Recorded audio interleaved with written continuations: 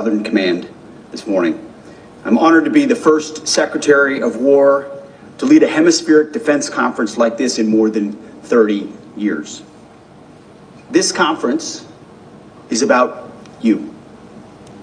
This conference is about us.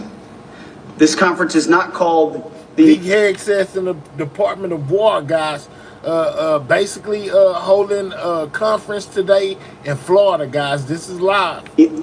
America, apostrophe S, America's Counter-Cartel Conference. It's the America's Counter-Cartel Conference. This is about what we together can do.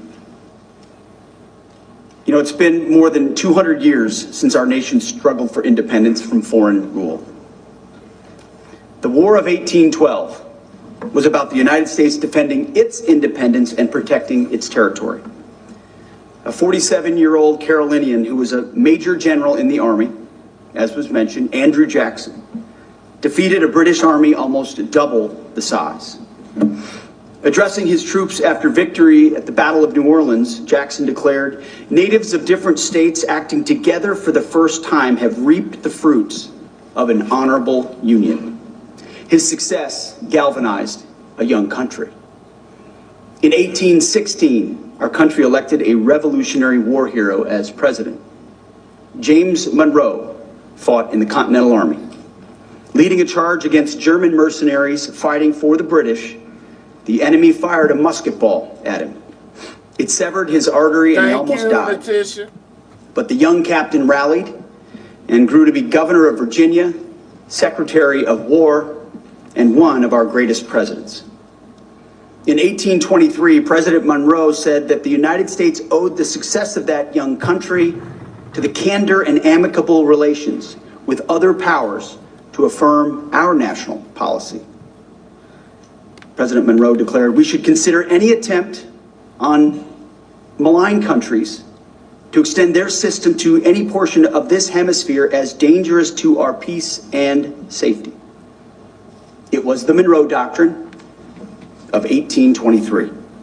And today, some 200 years later, we still marvel at the wisdom of President Monroe's declaration. We, like you, want borders and sovereign territories that are secure. We want unfettered access to key terrain and trade so that our nations can industrialize. And we want to prevent external powers from threatening our peace and independence in our shared neighborhood. This is the essence of the Monroe Doctrine. No external power will interfere in this hemisphere. Ours should be a region of strong, sovereign nations. It's the same principle that animates President Trump's defense approach today. President Trump and his Department of War are ushering in a new era of homeland and hemispheric defense, rooted in the unique heritage of our nation and your nations. Under President Trump, we restored the Department of War. You see, the Department of War was established by General George Washington and served our nation from its founding through our hard-fought victory in World War II. Many of your countries also once had ministries of war.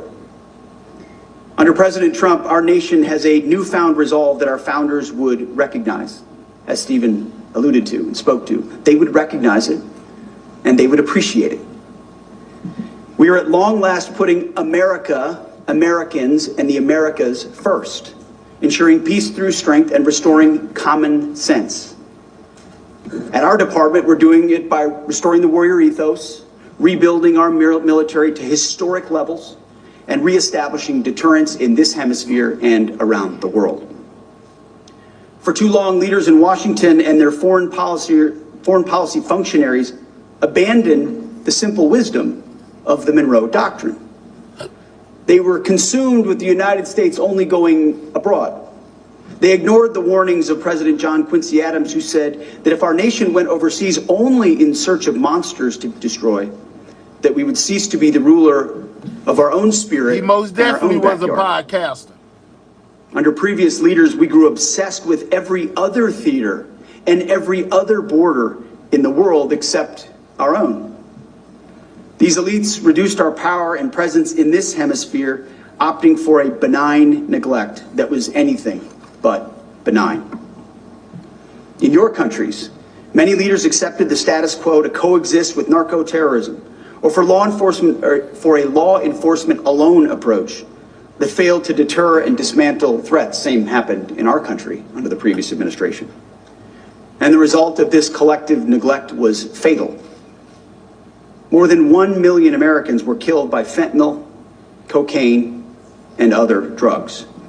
Numbers greater than any casualties we've sustained in war. Millions of illegal aliens invaded our borders and destabilized nations across the hemisphere. Under Joe Biden's administration, the human smuggling industry exploded by more than 2,000%. From a $500 million so-called industry in 2018 to $13 billion by 2020. This is Pete Hegseth, guys, speaking live in Florida this morning, guys. Is created and profited from chaos. What creates? Let's make sure we're double tapping that screen. If you're on a mobile device, double tap that screen, or simply click the 3 dots in the right hand corner, hit that thumbs up. It helps out the channel. Shout out to everybody that's viewing. They terrorized our cities, our towns, and our neighborhoods like they do yours. Across this region, these gangsters control and terrorize large swaths of your territories, kill thousands of your people, and promote chaos that makes normal life sometimes almost impossible. Crime has spiked massively. Our hemisphere has 1/8 of the population, yet 1/3 of the violent crime. There's a reason for that. America's retreat from protecting its citizens and the complacency of many neighbors in this hemisphere was a great betrayal. That's what it was, a great betrayal against our people and our nations. Well, President Trump recognizes the wisdom of the Monroe Doctrine, and the days of us betraying and endangering our own citizens are finished. President Trump has reestablished the Monroe Doctrine, the Trump corollary of the Monroe Doctrine, or if you'd like, for short, you can just call it the Donroe Doctrine. Under President Trump, securing America's interest in the Western Hemisphere and keeping our homeland safe are our top national security priorities. The president's Let's get the lights up, guys. Double tap that screen, man. This is live. Prioritize resources around the threats and objectives that are core to homeland defense and the people and prosperity of the American people. And to start, the Department of War is once again defending our borders as a priority of our national defense. With our law enforcement partners, we are defending our borders and making our streets safe again. Crossings at our southern border, at the U.S.-Mexico border, have dropped to the lowest number in history. Murders nationwide have plummeted by more than 20%. We now have operational control of our southern border. 0 people are crossing our southern border. We will not rest until we have complete operational control of every inch of all of our borders. So it starts with us. We're addressing it, but we're not stopping there. Under President Trump, for the first time in history, the Department of War is on the offense against narco-terrorists as well. I should back up a step, though. In order to get 100% operational control of our border, we didn't just look at Border Patrol and say, that's your job. It's a law enforcement function. We deployed the United States military. Right now, the Division Command of the 101st Airborne is in operational control of the southern border. We ensured that the most capable assets we had in our country were deployed to our own border to defend that border against the narco-terrorists and drug dealers seeking to enter our country, not treating it simply as a law enforcement function, working with our partners, but recognizing it's a core military function. But going on offense with Operation Southern Spear has restored deterrence against the narco-terrorist cartels that profited from poisoning Americans. Last month, we went a few weeks without targeting a single boat. Why? Well, because we couldn't find a whole lot of boats to sink. And that's the whole point, is to establish deterrence from narco-terrorists who have been able to traffic almost unfettered.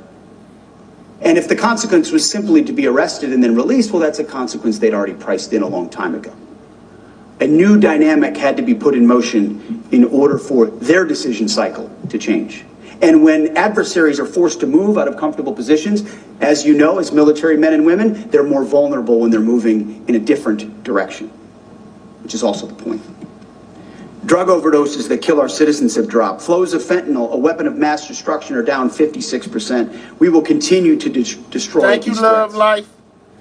In January, U.S. forces raided and arrested the most dangerous house and the most dangerous compound inside the most fortified fort in the capital city of Caracas, of two indicted individuals, Nicolas Maduro and his wife, fugitives of U.S.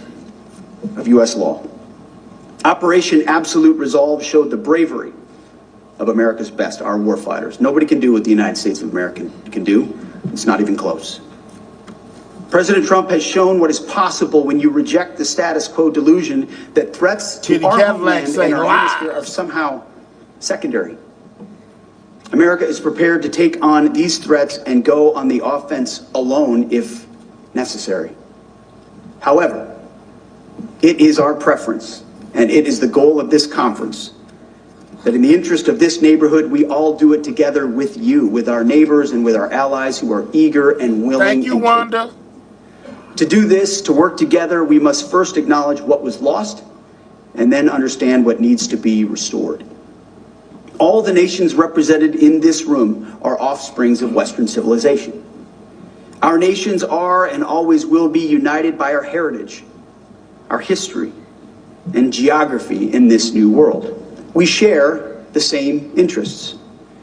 And because of this, we face an essential test. Whether our nations will be and remain Western nations with distinct characteristics, Christian nations under God. Proud of our shared heritage with strong borders and prosperous people ruled not by violence and chaos, but by law, order, and common sense.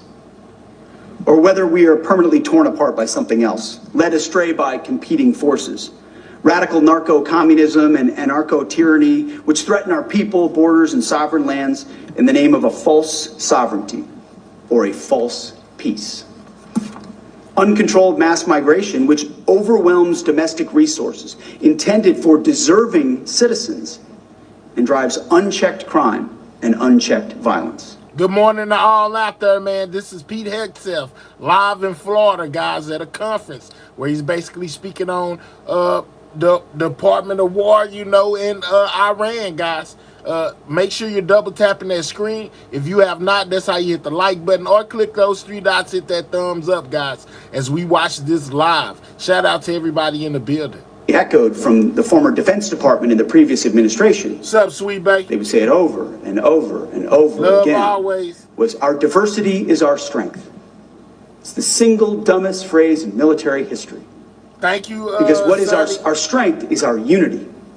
Our strength is in our shared purpose, in the training we do together, the capabilities we have to do, we can do together. In our context, the Constitution we swear an oath to defend together, the uniform we wear together. That is our strength. We reject other notions and offer a new choice. We must defend our national interest and restore our national identities.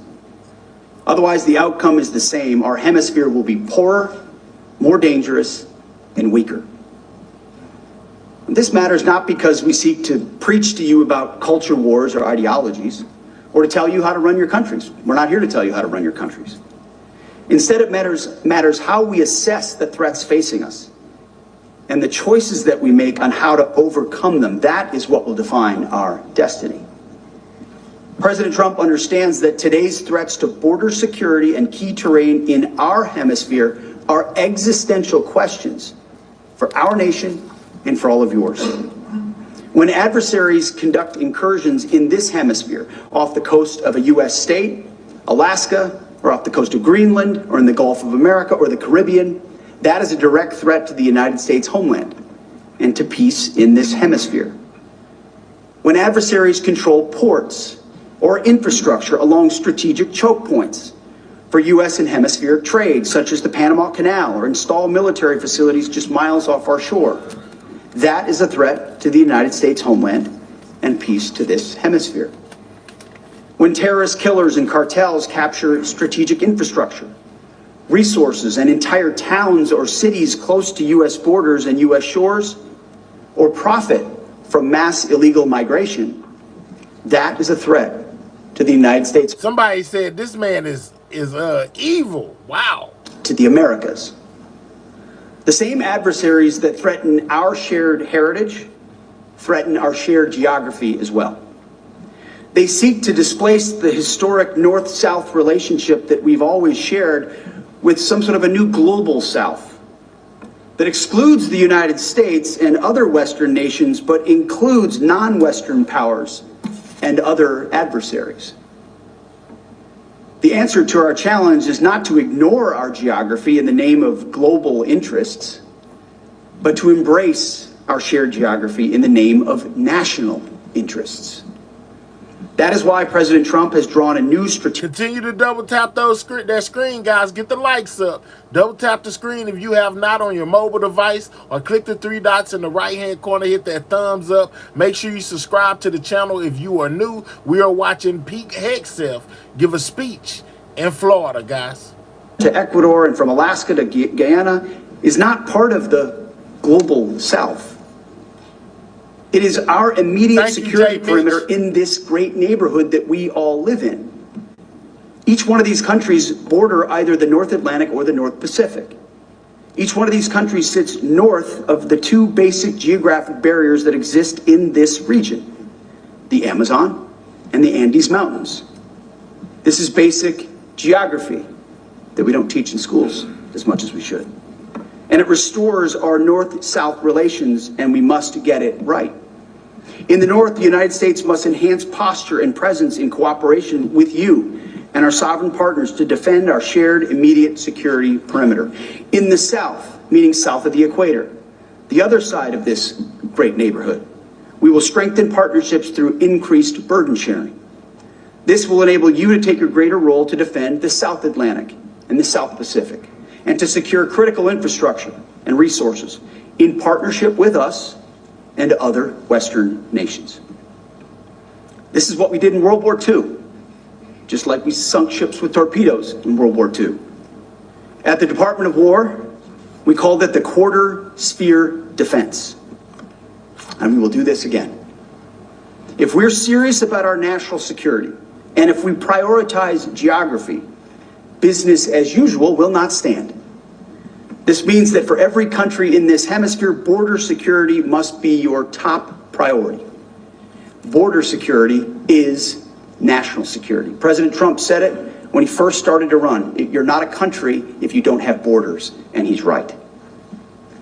President Trump sealed our border by directing the military to mobilize resources and personnel to stop invasion by cartels and other criminal actors. You can do this as well, and many of you have. This also means that you too can and must go on the offense against... I hear y'all using the war word down there. Hegseth said, who said we're at war? You know, they're saying this is not a war, guys. ...that has supported our access to find, fix, and finish cartel targets. We have only just begun to work with you. More must be done by you and by us to target narco-terrorist groups across all domains. We will dismantle narco-terrorist networks in this hemisphere, and we will deny access to the state adversaries who support them. We will correct the mistakes of the past, the mistakes of the so-called global South. I want to thank General Donovan, who has been an excellent partner and a great new leader here at Southern Command. One of the great mistakes of the past was that our leaders didn't provide the U.S. Southern Command with the support that it needed. It was a command chock full of lawyers and social workers and NGOs, law enforcement. That's changing. Hey, General, I'm directing my team to correct these historic failures, to ensure that your command has the resources and staff that you need for this robust mission ahead. It's the least we can do. I want to, absolutely, thank you.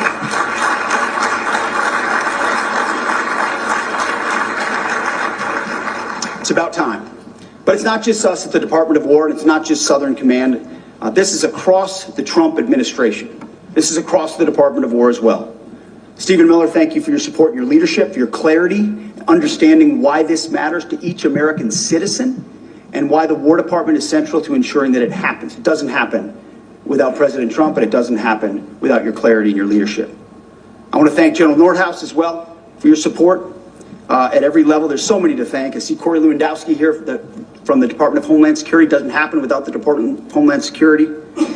Of course, Joseph Humeyer, the other part of the new bromance between him and General Donovan. Eric Garrissey, who from day one in my office, he was my first sergeant in Iraq, he's one of my senior advisors. Day one, he worked at CENTCOM for a long time, said, we need to be focused on the cartel threat. And he built a team to help put us in that direction, a lot of which manifests to this day. Patrick Weaver, Phil Hegseth, who I happen to know, and Ricky Berea, my chief, for doing a great job putting this together. Tony Salisbury, thank you. So many folks that every single day in Washington, I hope you know, are working hard to run as fast as you are, to stand alongside you in this mission. This is not a conference with flags so we can pat ourselves on the back. I can tell you that if I sold that to President Trump as the objective, he'd kick me out of his office. This is an operational conference to bring our countries more closely together to achieve a shared objective and do so aggressively. This is not a one-way street. Every partner in this region has to do more and invest more in your security as well. We, like you, want a hemisphere of sovereign, secure, and prosperous nations. We, like you, want what another great American president, Teddy Roosevelt, called the permanent peace on this hemisphere, and it will require action from all of us. You know, our schools used to teach American school children about our blessed history. Every child in grade school grew up knowing the remarkable story of this country.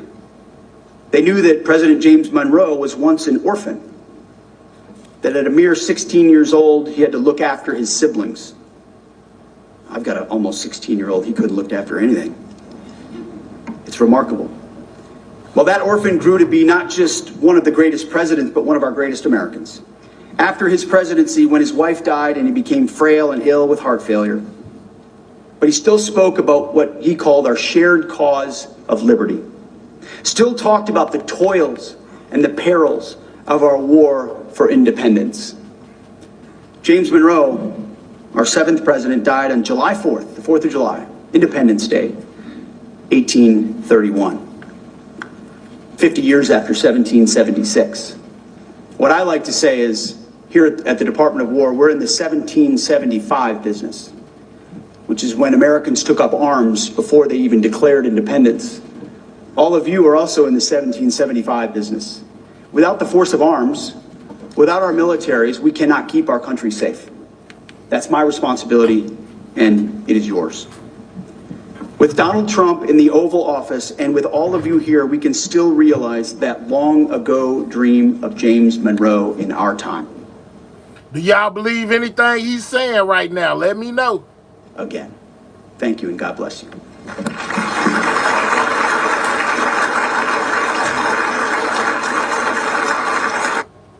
And once again, this is a conference, so he wasn't the only one that spoke, but we most definitely got to get to where we're supposed to be today, basically speaking on the battle that's taking place in Iran right now, guys. It is crazy.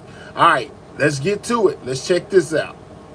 We're doing very well on the war front, to put it mildly, I would say. Somebody said, on a scale of 10, where would you rate it? I said about a 15. This is Trump. All right, there's no surprise about his optimism, but, you know, we have half a dozen dead service. We need 40 more likes, guys. Double tap that screen, man. Double tap the screen as we get into the battle in Iran, guys. Know what's going to happen in and around the region. There's a long way to go. It's easy to say the regime sucks, and it's good that Khamenei is dead, and now maybe his son is dead, but that is a very different proposition than knowing that we are safer than we were before. So let's bring in Bill O'Reilly, Stephen A. Smith, and let's get after what's going on here. Bill O'Reilly, you saw the interview with Fetterman. He's finding himself a man without a party. But on this issue, it is not new for politicians left and right to say if Iran messes up, we'll go after them. Again, Hillary Clinton told me she would obliterate them in 2008. How do you think this is playing so far? Well, it's 50-50 according to a Fox News poll out today. And right after the action was initiated, it was 59-41 against. So the American people, according to polls, Fox polls are the greatest, but they're coming around to, look, this is a dangerous situation. There was a window of opportunity in history to come in and get the bad guys. How do you guys feel about us being in Iran? Is it good that we're there, or should we be minding our own business? Let me know in the chat. It's important that people understand this is exactly like Afghanistan after 9/11. It's exactly the same campaign. And what the Bush administration told the American people was, look, we got to go in and get these Taliban out of there because they're protecting the Al-Qaeda people who killed us. And we can't allow that. And the nation basically said, okay. And that happened. And it didn't happen with many casualties. The problem was that the Bush administration tried to nation build, which is impossible in a place like Afghanistan or Iraq. It's a tribal country. It's never going to change. Persia is a little bit different. More sophisticated population. They seem to want some semblance of freedom. And that's why President Trump moved. He didn't want to move. I spoke with him lengthy on the phone, and he offered the mullahs a really good deal to get out of this, to give up their nuke program and their ballistic missiles. And the United States and other countries would then rebuild their economy, help them with safe nuke energy. And the mullahs just basically said, blank you, we're not going to do it. So if you're president and you know there is a clear and present danger because you know that the mullahs are reconstituting their nuclear program after being bombed out last June, you know that, and then the Persian people are on the uprise, you're going to do it. And you're not going to confer with Chuck Schumer before you do it. Because Chuck will run out and tell everybody everything. And President has 60 days, 6-0. Not Chuck will run out and tell everybody everything. Man, you supposed to tell, that's crazy. They say you shouldn't have told Chuck anything. He'll tell everybody. Man, we 30 likes away from 100, guys. Continue to double tap that screen if you have not. If you're on the mobile device, and click the 3 dots, hit the thumbs up. Make sure you're subscribing to the channel if you're new. We're finding out everything that's latest and breaking when it comes to the battle in Iran, guys. To do any kind of military action he wants under the banner of national security. Right. I mean, look, what's different here from 9/11 is, one, we were attacked on 9/11.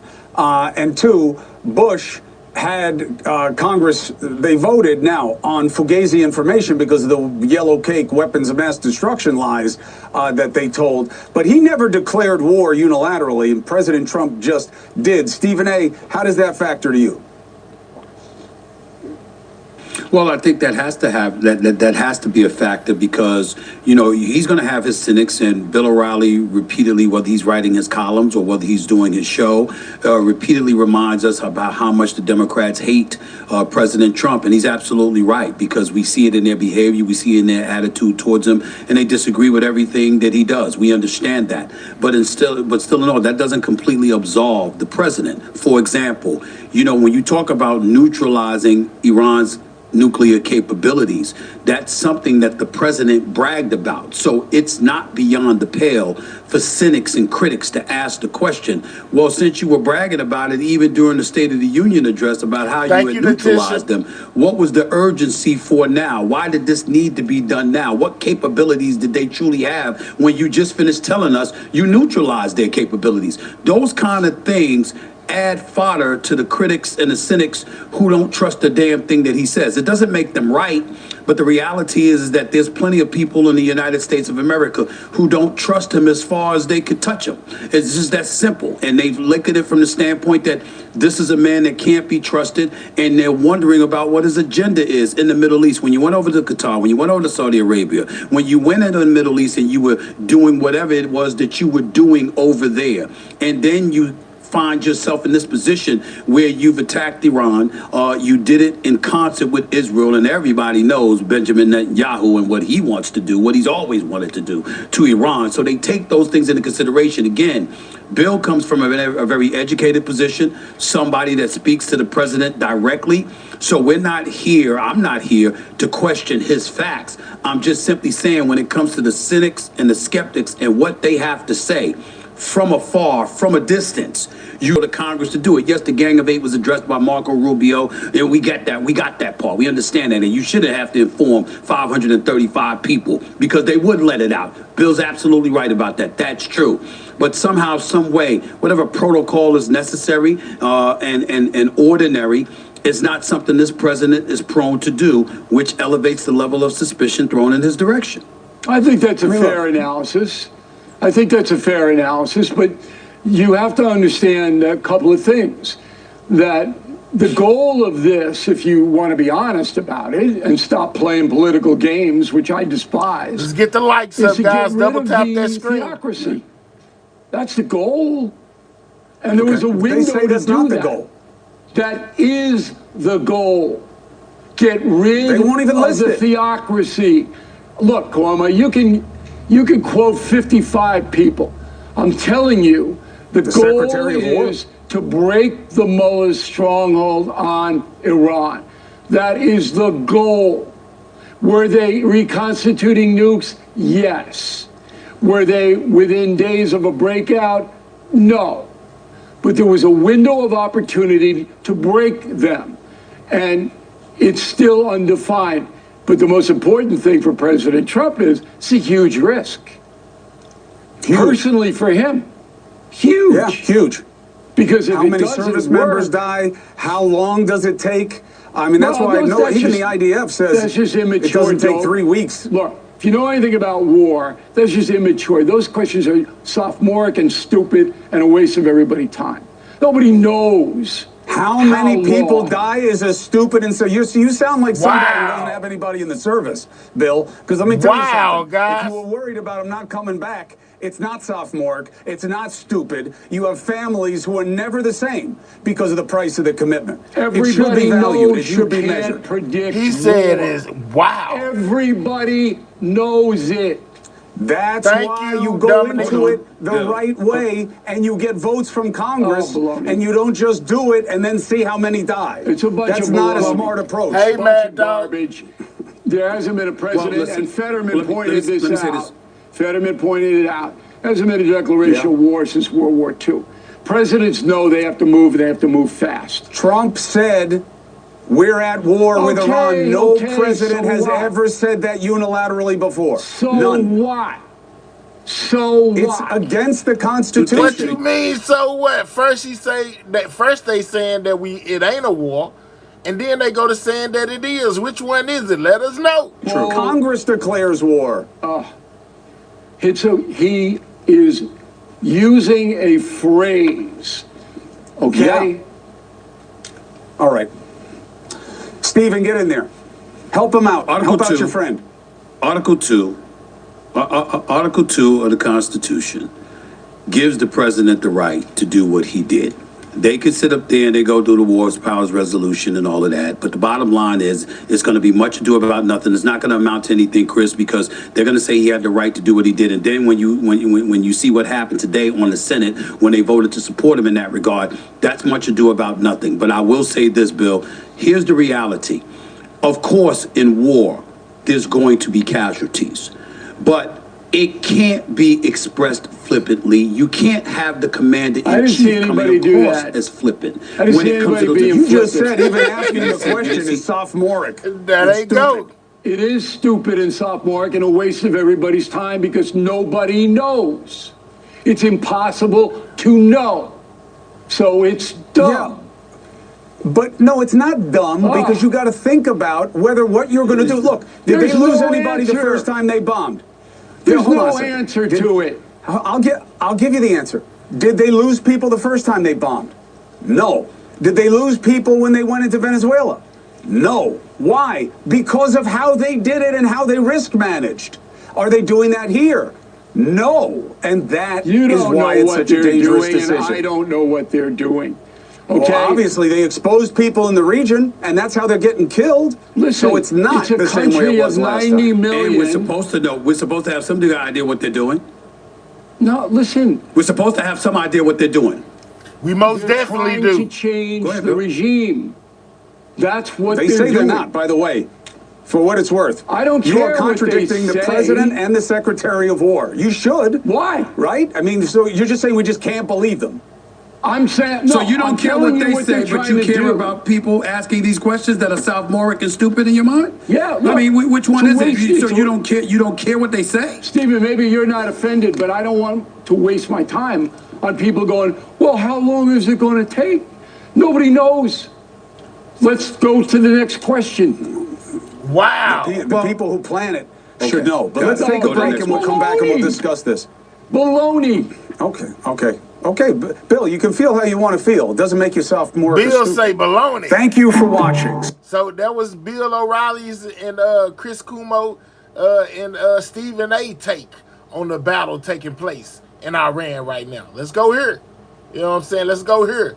Where Senator Kennedy basically had some words. He said, may the supreme leader of Iran rest in pieces. So I guess it's confirmed that the supreme leader in Iran is most definitely unalive. Check this out. I look at what we are doing and watching in the first 30 seconds, the leadership wiped out. Now the Supreme Council wiped out. Their ship sunk, and they have no air defense system at all. I'd say it's going rather well. Sean, in the words of Congresswoman Omar, I love you like a brother. And I want you to understand, I'm not trying to dodge your question. I just want to answer it in a little different way. I don't hate anyone, but I will shed no tears for the Ayatollah Khomeini. He won the coin toss, and he elected to receive. And boy, did he receive. May he rest in pieces. In pieces. He died with the with the blood of millions of people under his fingernails. Number two, to defeat your adversaries in today's world, you have to have military power, but it takes more than military power. You have to have political will. I have watched 5, 6, 7 presidents refuse to stand up to the Ayatollah. President Trump has. He's got political will. He's got oranges. And like him or dislike him, the world is safer today because of what he has done. Number three, any fair-minded person has to believe that the people running Iran are religious zealots. They are nuts.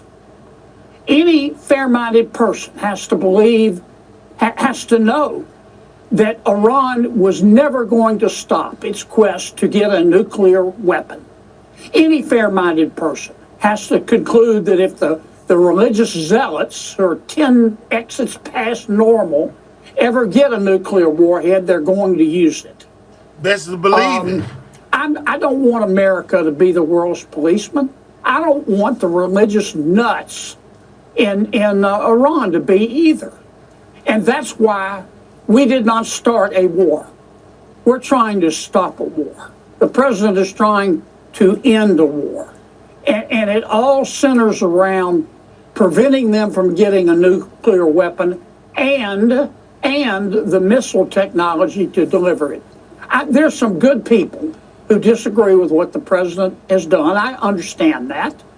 But if they could have heard what I heard in a classified briefing today from General Kane, from Secretary Rubio, Secretary Hegseth, Director Ratcliffe, in the bowels beneath the So Senate. I asked y'all the same question I asked the people earlier. Is this political when it comes to this battle in Iran, or is this personal to Trump, seeing that they put money on his head and been trying to basically unalive him in each one of his terms, guys. What do y'all think? And it in our secure room, they would conclude what I have concluded. I don't know how I see a this will personal end, down there. but we had to do it. We had to do it, and I thank Donald Trump for doing that. And the Democratic leader in the House, the minority leader, Hakeem Jeffries, says we're going to lose. Reaction to that? He's wrong. He's wrong. We've Hakeem Jeffries said the U.S. is going to lose the battle. Wow. already won. We will Hey, Belinda. eventually leave Iran after having destroyed their renewed efforts to develop a nuclear weapon, after having destroyed their missile arsenal, after having destroyed their missile launches, after having destroyed their navy, and the good people of Persia will now have an opportunity to pick their own leadership. Hakeem is wrong. Senator Kennedy, I wish I had at times your brain. May he rest in pieces. Well said, sir. Strong Thank you for being with us. Strong words, guys. Senator Kennedy says, may the supreme leader of Iran rest in pieces, guys. Oh, wow. All right, so for more updates on what's going on in Iran, we got to go over here to the speech that Hegseth gave. Let's check out Hegseth and once without again. mercy. Under the direct command of President Trump, the War Department unleashed this operation early Saturday morning, just 4 days ago, which means we need to remember two things. First, we are only 4 days into this. Metrics are shifting, dust is settling, and more forces are arriving. It's very early. And as President Trump has said, we will take all the time we need to make sure that we succeed. Second, we are only 4 days into this, and the results have been incredible. Historic, really.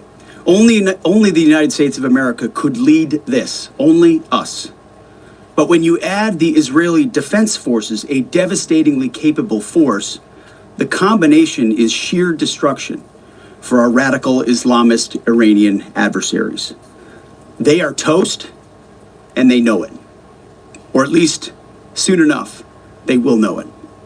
And we have only just begun to hunt, dismantle, demoralize, destroy, and defeat their capabilities. Just 4 days. Woo, that sounded bad. Man, hey, that was too many words at once. Check it out. Dismantle, demoralize, destroy, and defeat their capabilities. That's like the 4 Ds. Just 4 days. And defeat their capabilities. Just 4 days in.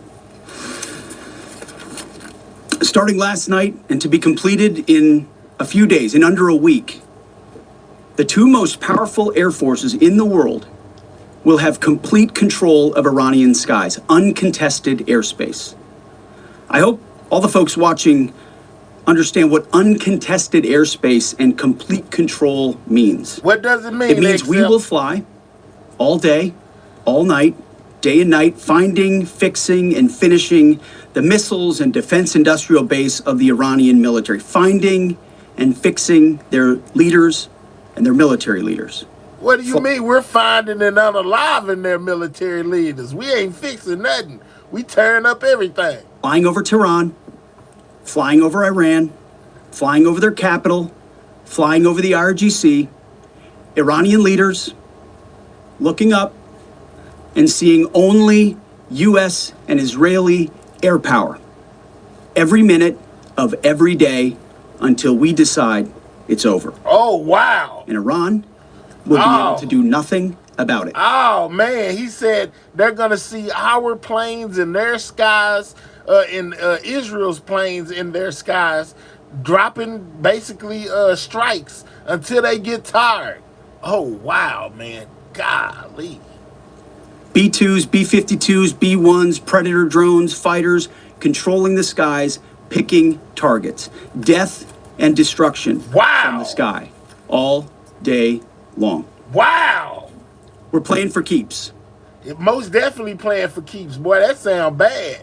Yeah, man, all day long, every day, they picking targets. Oh, man. Our warfighters have maximum authorities granted personally by the president and yours truly.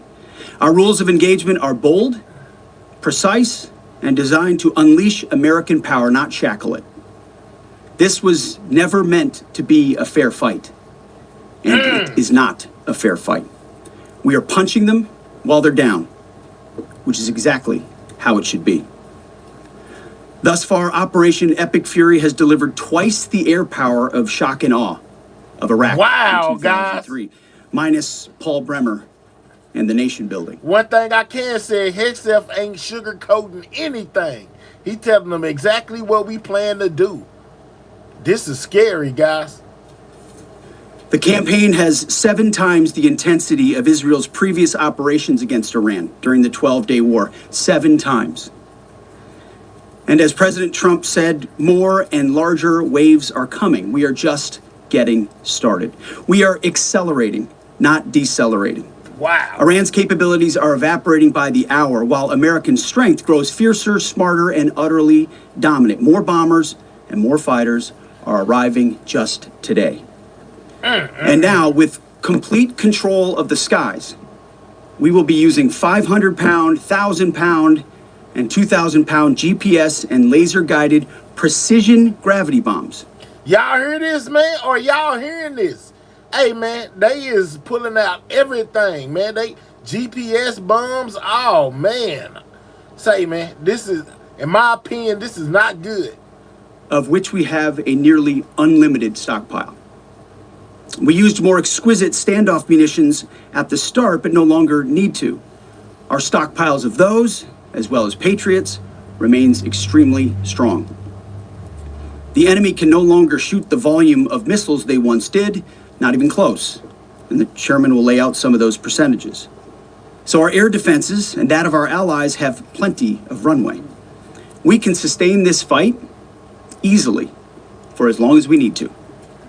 And as I said yesterday, we set the terms. Now, you may not see much of it because the IRGC shut off the internet to the entirety of the country. They blind their people on purpose, just like they kill their own on purpose. Much was made of the volume of missiles Iran was able to shoot in the first few days. And sadly, as we projected, a few got through and killed 6 of our best, who will hopefully arrive home soon. We will avenge them, no doubt. But I liken Iran's predicament to a football team who scripted the first 20 plays of a game. The team knew what plays to run because their first few drives were scripted.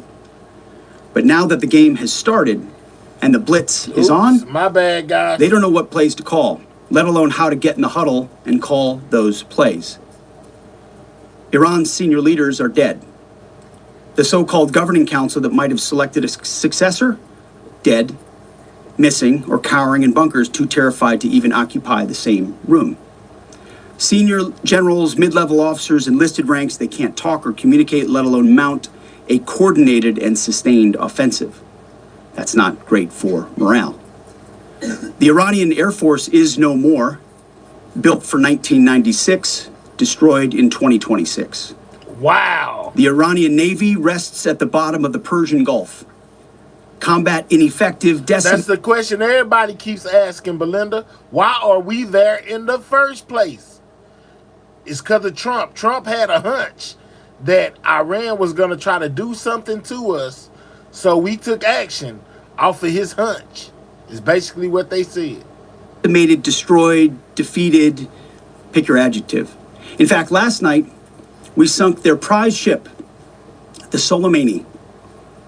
Looks like POTUS got him twice. You hear him? Oh, that was a direct slug. They took down the Soleimani's ship, guys. Which, if you'll remember back in Trump's first term, he unalived Soleimani.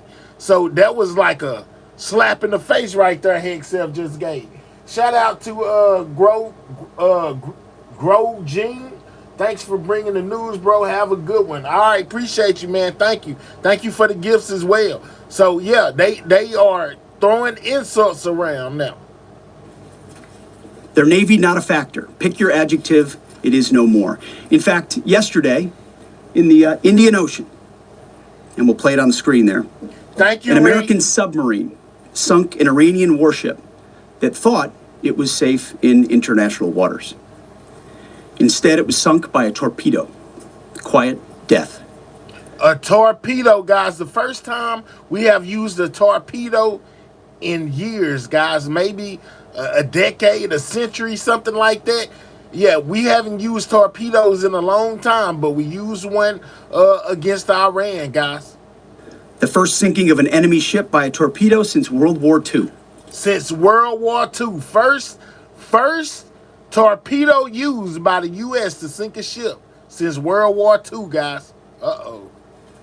Like in that war, back when we were still the War Department, we are fighting to win. Also, yesterday, the leader of the unit who attempted to assassinate President Trump has been hunted down and killed. Iran tried to kill President Trump, and President Trump got the last laugh. Wow. Now, this is not a mission accomplished situation. This is simply a reality check. The combination of U.S. and Israeli intelligence and combat power will control Iran, and will control it soon. Sure, Iran will still be able to shoot some missiles, and still be able to launch one-way attack drones at civilian targets, and their proxies will attempt to attack our embassies, bases, and soft targets. They are terrorists, after all, and they need to target civilians because they can't fight toe-to-toe. But we will find them, and we will kill them. Wow. This is what the fake news misses. Hey, Jamie. We've taken control of Iran's airspace and waterways without boots on the ground. We control their fate. But when a few drones get through, or tragic things happen, it's front page news. I get it. The press only wants to make the president look bad, but try for once to report the reality. The terms of this war will be set by us at every step. As I said Monday, the mission is laser focused. Obliterate Iran's missiles and drones and facilities that produce them, annihilate its navy and critical security infrastructure, and sever their pathway to nuclear weapons. Iran will never possess a nuclear bomb, not on our watch, not ever. Guys, can I get y'all to double tap that screen? I need everybody who hasn't double tapped the screen on their mobile device to do so now. Get the likes up. It helps out the channel, guys. This is Pete Hegseth speaking on the battle in Iran, basically saying, hey, man, we pulling out everything. We're not holding back anything. They're basically trying to annihilate Iran, guys. He most definitely spoke to the fact of sinking Soleimani's ship with a torpedo, you know, and said that basically, you know, they took out the real Soleimani and they just took out his ship as well. This is crazy. And this is why President Trump's moral clarity on Iran today is so vital. Unlike the past, where vague red lines and endless negotiations let Iran fund terror and inch ever so slightly toward a bomb, this president sees the threat plainly and acts decisively. No more half measures, especially when Iran is at its weakest. No more letting Tehran play for time while our people pay the price. His leadership ensures that we finish what we start and that we protect our warfighters by crushing the enemy before they can strike again. Our offensive operations, refined through months of relentless preparation, are unstoppable. And our defensive efforts are unprecedented. We have from the start put the protection of our troops ahead of everything else. Before we very publicly built up offensive combat power, we quietly ensured that our defensive posture and power was in place. And as we built up offensive combat power, we moved the vast majority of American troops, over 90% of Americans that were on our bases, what we say off the X, out of the range of Iranian fire. Our defensive shield is equally formidable. The most sophisticated air and missile defense network ever fielded. Thousands of Iranian missiles and drones have been intercepted and vaporized. Tens of thousands of American and Allied lives protected. We have pushed every counter-UAS system possible forward, sparing no expense or capability. And like I said, this does not mean we can stop everything, but we ensured that the maximum possible defense and maximum possible force protection was set up before we went on offense. In closing, as President Trump told German Chancellor Merz yesterday, Iran negotiated in bad faith, stalling, scheming, and preparing to strike. And we acted decisively to defend our people, our interests, and our allies. President Trump took bold action, putting America first, the kind of bold action that the American people elected him to execute.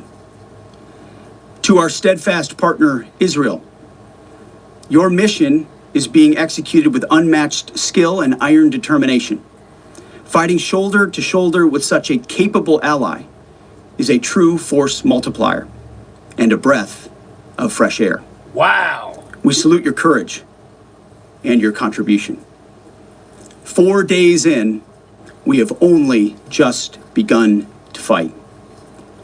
America fights to win, and in Operation Epic Fury, we are. May God's providence cover and protect our troops always. And with that, I turn it over to the chairman. Thank you, Mr. Secretary, and good morning, everyone. Thank you for being here. I'm here today to provide the American people and those of you in this room an update on Operation Epic Fury. First, it's with profound sadness and gratitude that I share the names of 4 of our 6 fallen heroes, all from the 103rd Sustainment Command, U.S. Army Reserves out of Des Moines, Iowa. Captain Cody Cork, Sergeant First Class Noah Tegens, Sergeant First Class Nicole Amore, and Sergeant Declan Cody. These are the people that we have lost, guys. This is some of the troops that have perished, guys. Prayers for their families. Families of our fallen, we grieve with you today, and we look forward to welcoming your family members home at Dover in the coming days. Out of respect for the other families, we'll withhold the release of their names until next of kin notification is complete. And either myself or Admiral Cooper will release those names as soon as we can ensure that all of those families have been properly notified. To our Gold Star families, to our wounded warriors and their loved ones, we will never forget your sacrifice. Our nation stands with you, and we are eternally grateful for your courage, your resiliency, your devotion to this mission and to our nation. As the Secretary said, we're 4 days in, 103 hours into this campaign. The operation was again launched with clear military objectives designed to dismantle Iran's ability to project power outside of its borders, both today and in the future. First, we are targeting and eliminating Iran's ballistic missile systems to prevent them from threatening the U.S. Forces, partners, and interests in the region. Second, we are destroying the Iranian Navy, degrading its capacity, capability, and ability to conduct operations, not just in the Central Command AOR, but as the Secretary showed in the video, around the world.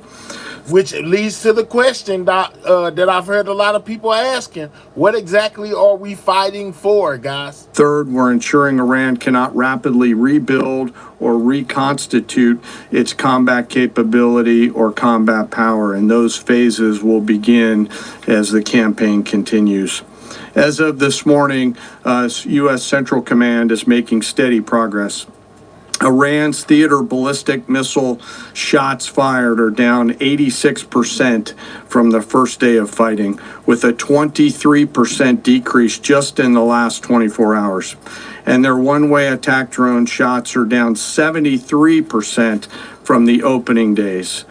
This progress has allowed CENTCOM to establish localized air superiority across the southern flank of the Iranian coast and penetrate their defenses with overwhelming precision and firepower. We will now begin to expand inland, striking progressively deeper into Iranian territory and creating additional freedom of maneuver for U.S. forces. Let me explain a little bit about how we're thinking about staying ahead of the enemy. First, over the past several weeks, Admiral Cooper and the CENTCOM team have refined their operational approach to the region. Their planners identified key centers of gravity that would allow Iran to project power outside of its borders. They thought about how to isolate critical vulnerabilities and determined where, with precision, the greatest strategic effect could be achieved. As a result of this, CENTCOM is now shifting in day 4 already from large deliberate strike packages using standoff munitions at range outside an enemy's ability to shoot at us, now into stand-in precision strikes overhead. Man, I gotta get me an underground bunker, guys. I'm just saying, man, we're fighting a group of people that don't mind unaliving themselves to unalive us. Man, best believe if they had, in my opinion, if they got nuclear capabilities over there, they might take out the whole entire world. I'm just saying, and don't worry about it, because it's an honor for them to pass away. You know, from what I hear, they get like 72 virgins or something like that. I'm just saying, y'all, this is crazy. Iran. As the Secretary said, this is a point of munitions transition from standoff munitions to stand-in munitions like joint direct attack munitions, which are GPS-aided free-fall weapons, and other things like Hellfires, etc. This will allow the joint force to deliver significantly increased precision effects on the target. The throttle is coming up, as the Secretary said, as opposed to ramping down. This will allow us to maintain consistent pressure on the adversary over the coming days, disrupt their launch timelines, and impose cost every day around the clock. I know there have been a lot of questions about munitions. We have sufficient precision munitions for the task at hand, both on the offense and defense. But I want to tell you, teammates, as a matter of practice, I don't want to be talking about quantities. And I know there's been a great debate about that, and I appreciate the interest, but just know that we consider that an operational security matter. Let me flip to the map here. Hopefully I don't kill anybody with a laser pointer. As I mentioned earlier, and for you with the camera right there, my friend, I hope I don't ricochet off and hurt you. Over the initial days, the U.S. Joint Forces continued to attack and attrit ballistic missile capabilities as well as integrated air defense capabilities along the southern axis. Along the northern axis, Israel and the Israeli Air Force has predominantly been working integrated air defense targets along the northern flank, as well as medium-range ballistic missile capability as well. From the sea, the USS Ford has continued to project combat power here, as well as the bomber pulses that we talked about in the opening days of this briefing. Along the southern axis, the USS Abraham Lincoln Strike Group has continued to provide pressure from the sea along the southeastern side of the coast and has been attriting naval capability all along the strait and up into the Arabian Gulf at a size and scale sufficiently to address the targets required. To date, we've hit over 2,000 targets, as Admiral Cooper said in his video last night. We've destroyed more than 20 Iranian naval vessels, including, in addition to the frigate outside of the area, one submarine, and effectively neutralized at this point in time Iran's major naval presence in theater out there. As the Secretary showed the video, for the first time since 1945, a United States Navy fast attack submarine has sunk in it. With a torpedo, guys, they keep on mentioning it. The first time that we've sunk a ship with a torpedo since World War II, guys. Remember, double tap that screen if you have not, if you're on a mobile device, or click those 3 dots, hit that thumbs up. It most definitely helps out the channel. Subscribe if you are new, guys. We're finding out everything it is to know about the battle taking place in Iran, guys. Enemy combatant ship using a single Mark 48 torpedo to achieve immediate effect, sending the warship to the bottom of the sea. I want to remind everybody that this is an incredible demonstration of America's global reach. To hunt, find, and kill an out-of-area deployer is something that only the United States can do at this type of scale. Over the next 24 to 48 hours, CENTCOM will continue to strike infrastructure and naval capability, and will continue to assess our progress against the military objectives. It does take time for us to collect that information and to assess en route. Much of our intelligence, surveillance, and reconnaissance capability is currently hunting and killing ballistic missile launchers and one-way attack capability. We're precise in that assessment, and we call balls and strikes in that assessment. We take that matter seriously. Iran, on the other hand, has been indiscriminate and more imprecise in their attacks. They fired more than 500 ballistic missiles and more than 2,000 drones, striking innocent civilian targets throughout the region. Our partners are answering the call to defend themselves right alongside us. Jordan, Bahrain, Saudi Arabia, the UAE, Qatar, and Kuwait are all defending their people with their own combat capability, with precision and restraint. Jordanian air defense crews recently intercepted a cluster of Iranian one-way attack drones headed to Amman. Bahrain's air defense forces shot down an inbound drone approaching Manama's maritime infrastructure, protecting both their population and critical shipping lanes. Saudi Patriot batteries stopped a salvo of ballistic missiles aimed at energy facilities near Dhahran. The UAE neutralized multiple drones targeting Abu Dhabi's industrial zone, demonstrating speed and precision. And Qatari fighters for the first time have shot down 2 Iranian bombers that were en route to their location. Together, these nations are helping to defend themselves and project power as required against the enemy. We're 100 hours in. It's still very early, as the Secretary said, but the balance is shifting. We've always got to remember that these operations are complex, dangerous, and far from over. Our soldiers, sailors, airmen, Marines, Guardians, and Coast Guardsmen remain in harm's way, and we must be clear-eyed that the risk is still high. This is combat. Let us never forget this. As we continue, I ask that we hold all of our deployed teammates in our thoughts, those standing the watch, flying the sorties, sustaining the fight, and carrying our nation's burden. And I'll stop where I started, and that's remembering our 6 fallen who will return home as soon as possible. I remain humbled, grateful, inspired by every day the valor and professionalism of our joint force. They are quiet professionals through and through, out there doing America's work through the day and through the darkness. And with that, I'll take your questions along with the Secretary. Go ahead. What do you assess the enemy's control and command status is right now? And can you broadly describe our decisive point in this operation? Well, I won't describe the decisive point in the operation because that would tell the bad guys what it was. That's a good question, though. I appreciate the question. There's C2 structures in a bad way. Admiral. So Tom says, so Russia can do what they want, but Iran can't do what they want. Ukraine doesn't have anything to offer America, so Trump is not going to help Ukraine, but he will do something for Israel. How do y'all feel about that? Let me know.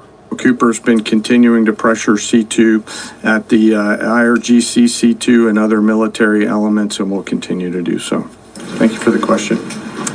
Thank you, Secretary Hegseth. Mary Margaret with the Daily Wire. A couple questions for you and then one for General Kane. Can you tell us more about how we took out the leader who was the leader of the group that was trying to assassinate President Trump? And then Turkey's defense ministry says NATO air defense systems intercepted an Iranian ballistic missile headed towards Turkish airspace. Could this trigger NATO's Article 5, and was it the U.S. who shot it down?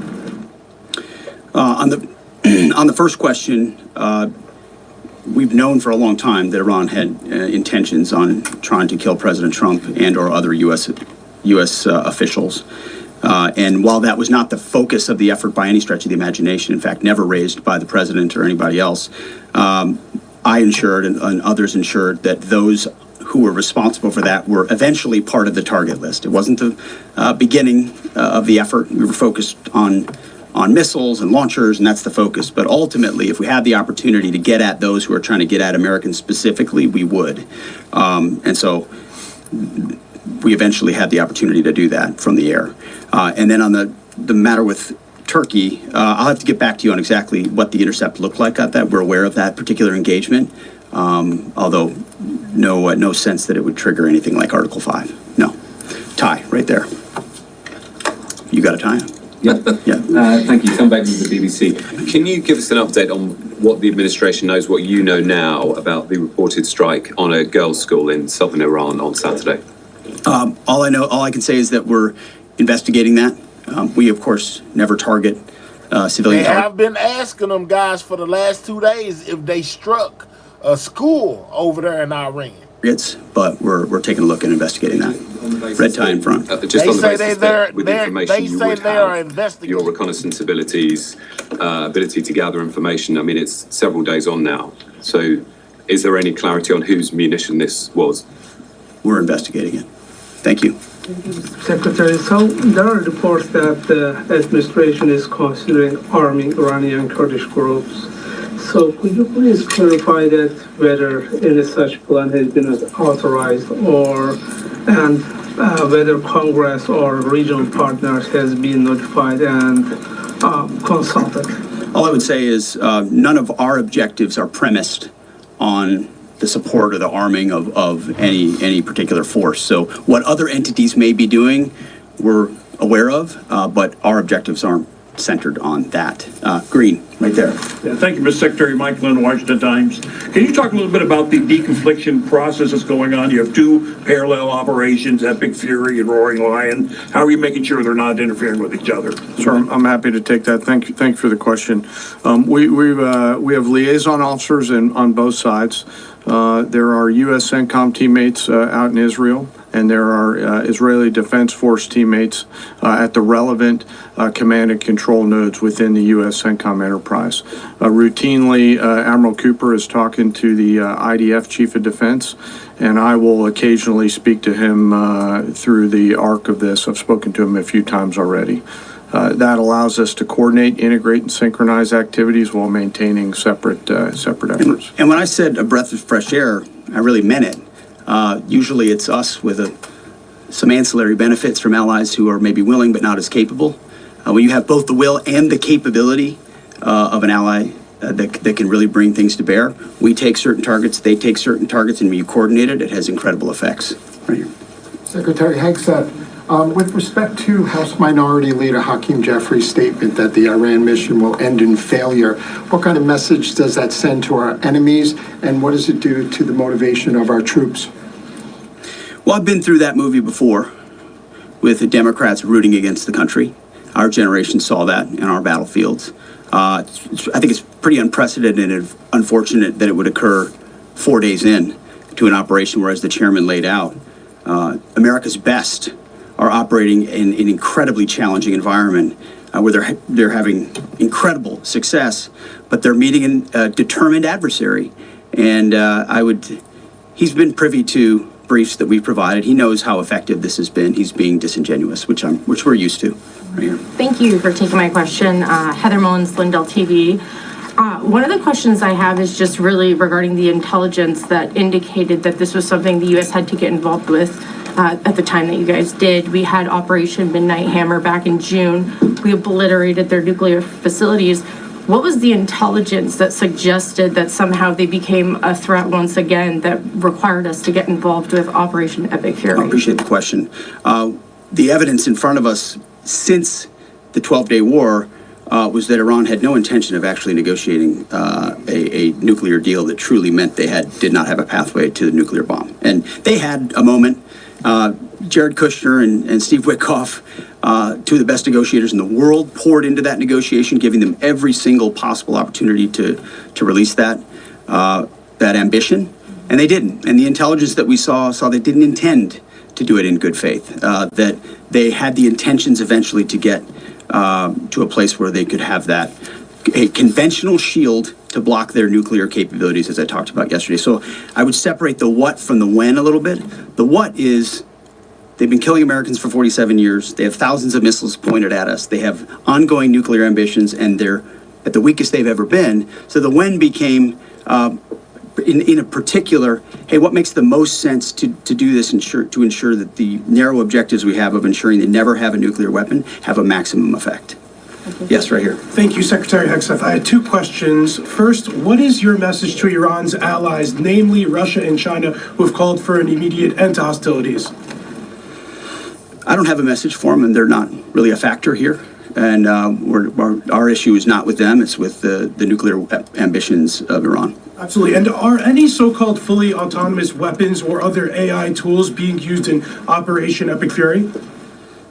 We've got a lot of autonomous systems, or systems that drones and others incorporated with smart AI aspects to them, but a lot of which I can't talk about here. So we're using AI, guys, in this battle against Iran. I think we're testing out all our weapons. What y'all think? Yeah. Yellow, right there. Yes, ma'am. Thank you very much, Mr. Secretary. As you know, China is accusing the United States of invading in Iran, a sovereign nation, and North Korea, which cooperate with Iran on nuclear development, has declared its commitment to protecting Iran. What is the United States' strategic response to this? And I have a second one. How many allies join with the United States to fighting against Iran? Do you have any numbers? Well, I think what you're seeing right now is a response in the region to the belligerence of Iran and the willingness of them to target civilian airports, civilian hotels, civilian locations, civilian oil infrastructure of their Gulf neighbors who would have preferred not to be in conflict, didn't want to, but now realize that this is something that has to be dealt with. So whether it's UAE or Qatar or Bahrain or Kuwait or Saudi, on different levels, they're reaching out to us, whether they're going on offense, which they are, whether they're giving us additional access to basing and overflight. We're working very closely and collaborating with them. Also on air defenses. The air defense capabilities of those countries are significant, and when combined with ours, and we coordinate, it brings simplicity to the shot doctrine, so we make sure we're using less munitions, but being more effective with what we shoot at. The only question they ain't asked that I hope they would have asked is, why are we there anyway? Some people say all, some people say regime change, and some people say this is Trump's personal war about them trying to basically unalive him by putting money on his head. And as it pertains to other countries, I'll sort of give the same question. They don't really bear on the case of Iran. We're going to deal with Iran's nuclear ambitions, and that'll send plenty of signals in the process. Right there. Do I sound like an AI to you talking about, are you an AI? Absolutely not. I'm a real person, fool. Yeah, Texas. I'm from Texas, man. Where you from? Talking about, are you AI? Absolutely not. Purple. Are you going to help get Americans out of the region? Is the military going to help? Secretary, I have two questions. One question for you and the other question for Mr. Chairman. You ruled out that you are not engaging with the Kurdish forces, Iranian Kurdish forces, to incursion from the Kurdistan region to Iran. But now, and today, Iranian said that under threat in the Kurdistan region, they said clearly, if there is any incursion from the Kurdistan region, they will attack all the Kurdistan region and go war with the Kurdistan region. What's your comment on that? And a question for Mr. Chairman, given comments that the U.S. forces might be deployed if necessary, under what specific conditions would you determine that deploying U.S. boots on the ground is necessary? And how would such a decision support and advance your stated strategic goals? Well, I'm not going to comment on U.S. boots on the ground. I think that's a question for policymakers, and I don't. And that was another thing about U.S. troops basically touching down over there in Iran. At first, they said they wasn't going to put boots on the ground. It was going to be strictly air attacks and water attacks, basically. But now there is some talk about American troops, which got to be true with the 4 that we lost. Being on Iranian soil. Make policy, execute policy. I will say on the question in the back corner about helping Americans get out, first, it's a great opportunity to encourage everybody in the region to go to the State Department and come in to try to help folks get out. But that's really a State Department matter. But to answer your question, that's what we've been doing. Absolutely. Last question right here. Secretary Hegseth, thank you. Reagan Reese with the Daily Caller. You touched on this in your opening remarks, but I'm hoping you could expand on it a bit. It's been reported that Iran might be trying to outlast our ability to intercept their missiles. It sounds like you guys are saying they don't have the ability to do so. Is that the case? Can they outlast us in their ability to do that? Iran cannot outlast us. We're going to ensure through violence of action and our offensive capabilities and our defensive capabilities. He said they cannot outlast us, and we're going to ensure it through violence. Oh, wow. As I said, that we set the tone and the tempo of this fight. That's why stories and speculation about different things that try to make it look like we're limited in what we can do. The only limits we have in this is President Trump's desire to achieve specific effects on behalf of the American people. And that's why we don't talk about, you can say 4 weeks, but it could be 6, it could be 8, it could be 3. Ultimately, we set the pace and the tempo. The enemy is off balance, and we're going to keep them off balance. And we know their ability to shoot versus our ability to defend. That difference gets wider and wider every day. Our defense gets better, their offensive capabilities diminish. As we are going into ammunitions that we, as we said, have tens of thousands of and can drop unlimited supplies on with even more effects than the standoff munitions we have now, which is why when we say the throttle's going up, the throttle's going up and it's going to stay on high. Thank you all very much. The throttle's staying on high, according to Hegseth, guys. He said we're kicking them while they're down. We're using extreme violence. That's what he said to make sure that they stand no chance against us, guys. This is crazy. All right, let's get to these missile strikes, guys. Let's go. Your day has been underway for a while, but as we get started, Trey, what should we know? Yeah, Dana, good morning. You heard the general there saying that the Iranian regime is down 86% in their ballistic missile launching capabilities since day one of Operation Fury. Still, the Israelis are taking some incoming fire. We've seen interceptions overhead here in Tel Aviv, but the Israelis are also going on the offensive, striking new targets around the capital of Tehran and going after many of the air defense systems that are left near to the Iranian capital. A top spokesman for the Israeli military gave a new update about the war today, saying this. 100 hours of fighting behind us, the Israeli Defense Force is facing forward. We started strong and we continue strong. We operate according to the orderly fighting plan in tight coordination and cooperation. This is I think this is an Israel soldier, basically. With the U.S. Army. We still have many targets and goals. In the coming days, we will proceed with the operation stages. We will deepen the harm to the regime's arrays, and we will continue dismantling its capabilities until the existential threats to the state of Israel are removed. With the war ongoing, there are now questions swirling in Iran about who's leading the country right now, with much of the leadership taken out in American and Israeli strikes. One name, Murtaza Khamenei, the son of the Ayatollah who was killed. All right, so the son of the supreme leader may be taking over Iran now, guys. This is wild, guys. They unalived the father. It looked like the son is going to step up to lead Iran. What do y'all think about that? Let me know. Over the weekend is said to be the man who will ultimately get the nod from the clerics that are left. We do understand he is a hardliner with deep ties to Iran's security forces. The streets of Tehran broadly empty today as civilians remain indoors. This campaign is expected to intensify in the days ahead. And top Iranian leadership that remains alive still threatening the United States. They have officially declared war and have begun war. If anyone, through words or actions that align with the wishes of this criminal enemy, the United States and the Zionist regime, acts accordingly, they will be regarded as standing in the enemy's line. They must be dealt with according to revolutionary and Islamic principles applicable during wartime. While the Israelis are looking east at Iran, they're also looking north at the Iran-backed Lebanese militant group Hezbollah that continues to launch cross-border. It says Israel has struck 2,000 plus Iranian targets, guys. It is going down in Iran. Attacks. We know Israeli forces are now in southern Lebanon. The Israeli army and air force hammering the Lebanese capital of Beirut, specifically the Dakhia neighborhood, a Hezbollah stronghold. And earlier today, in a span of 30 minutes, Iran and Hezbollah launched 2 joint attacks against Israeli civilians. Dana? So 2 questions for you, Trey. One is that General Kane talked about the degradation of the Iranian capabilities. So this is day 4 or 5 as you look at it. Do you see that there where you are?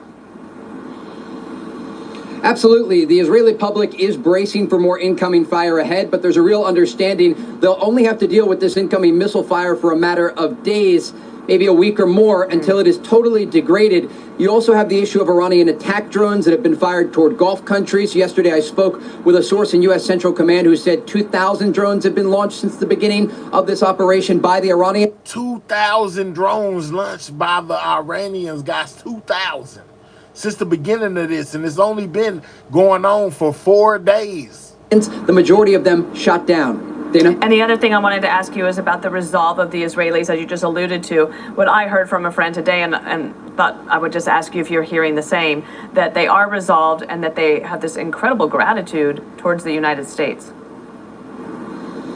Absolutely. The Israelis understand that war comes with a price, but it's a price that they're willing to pay.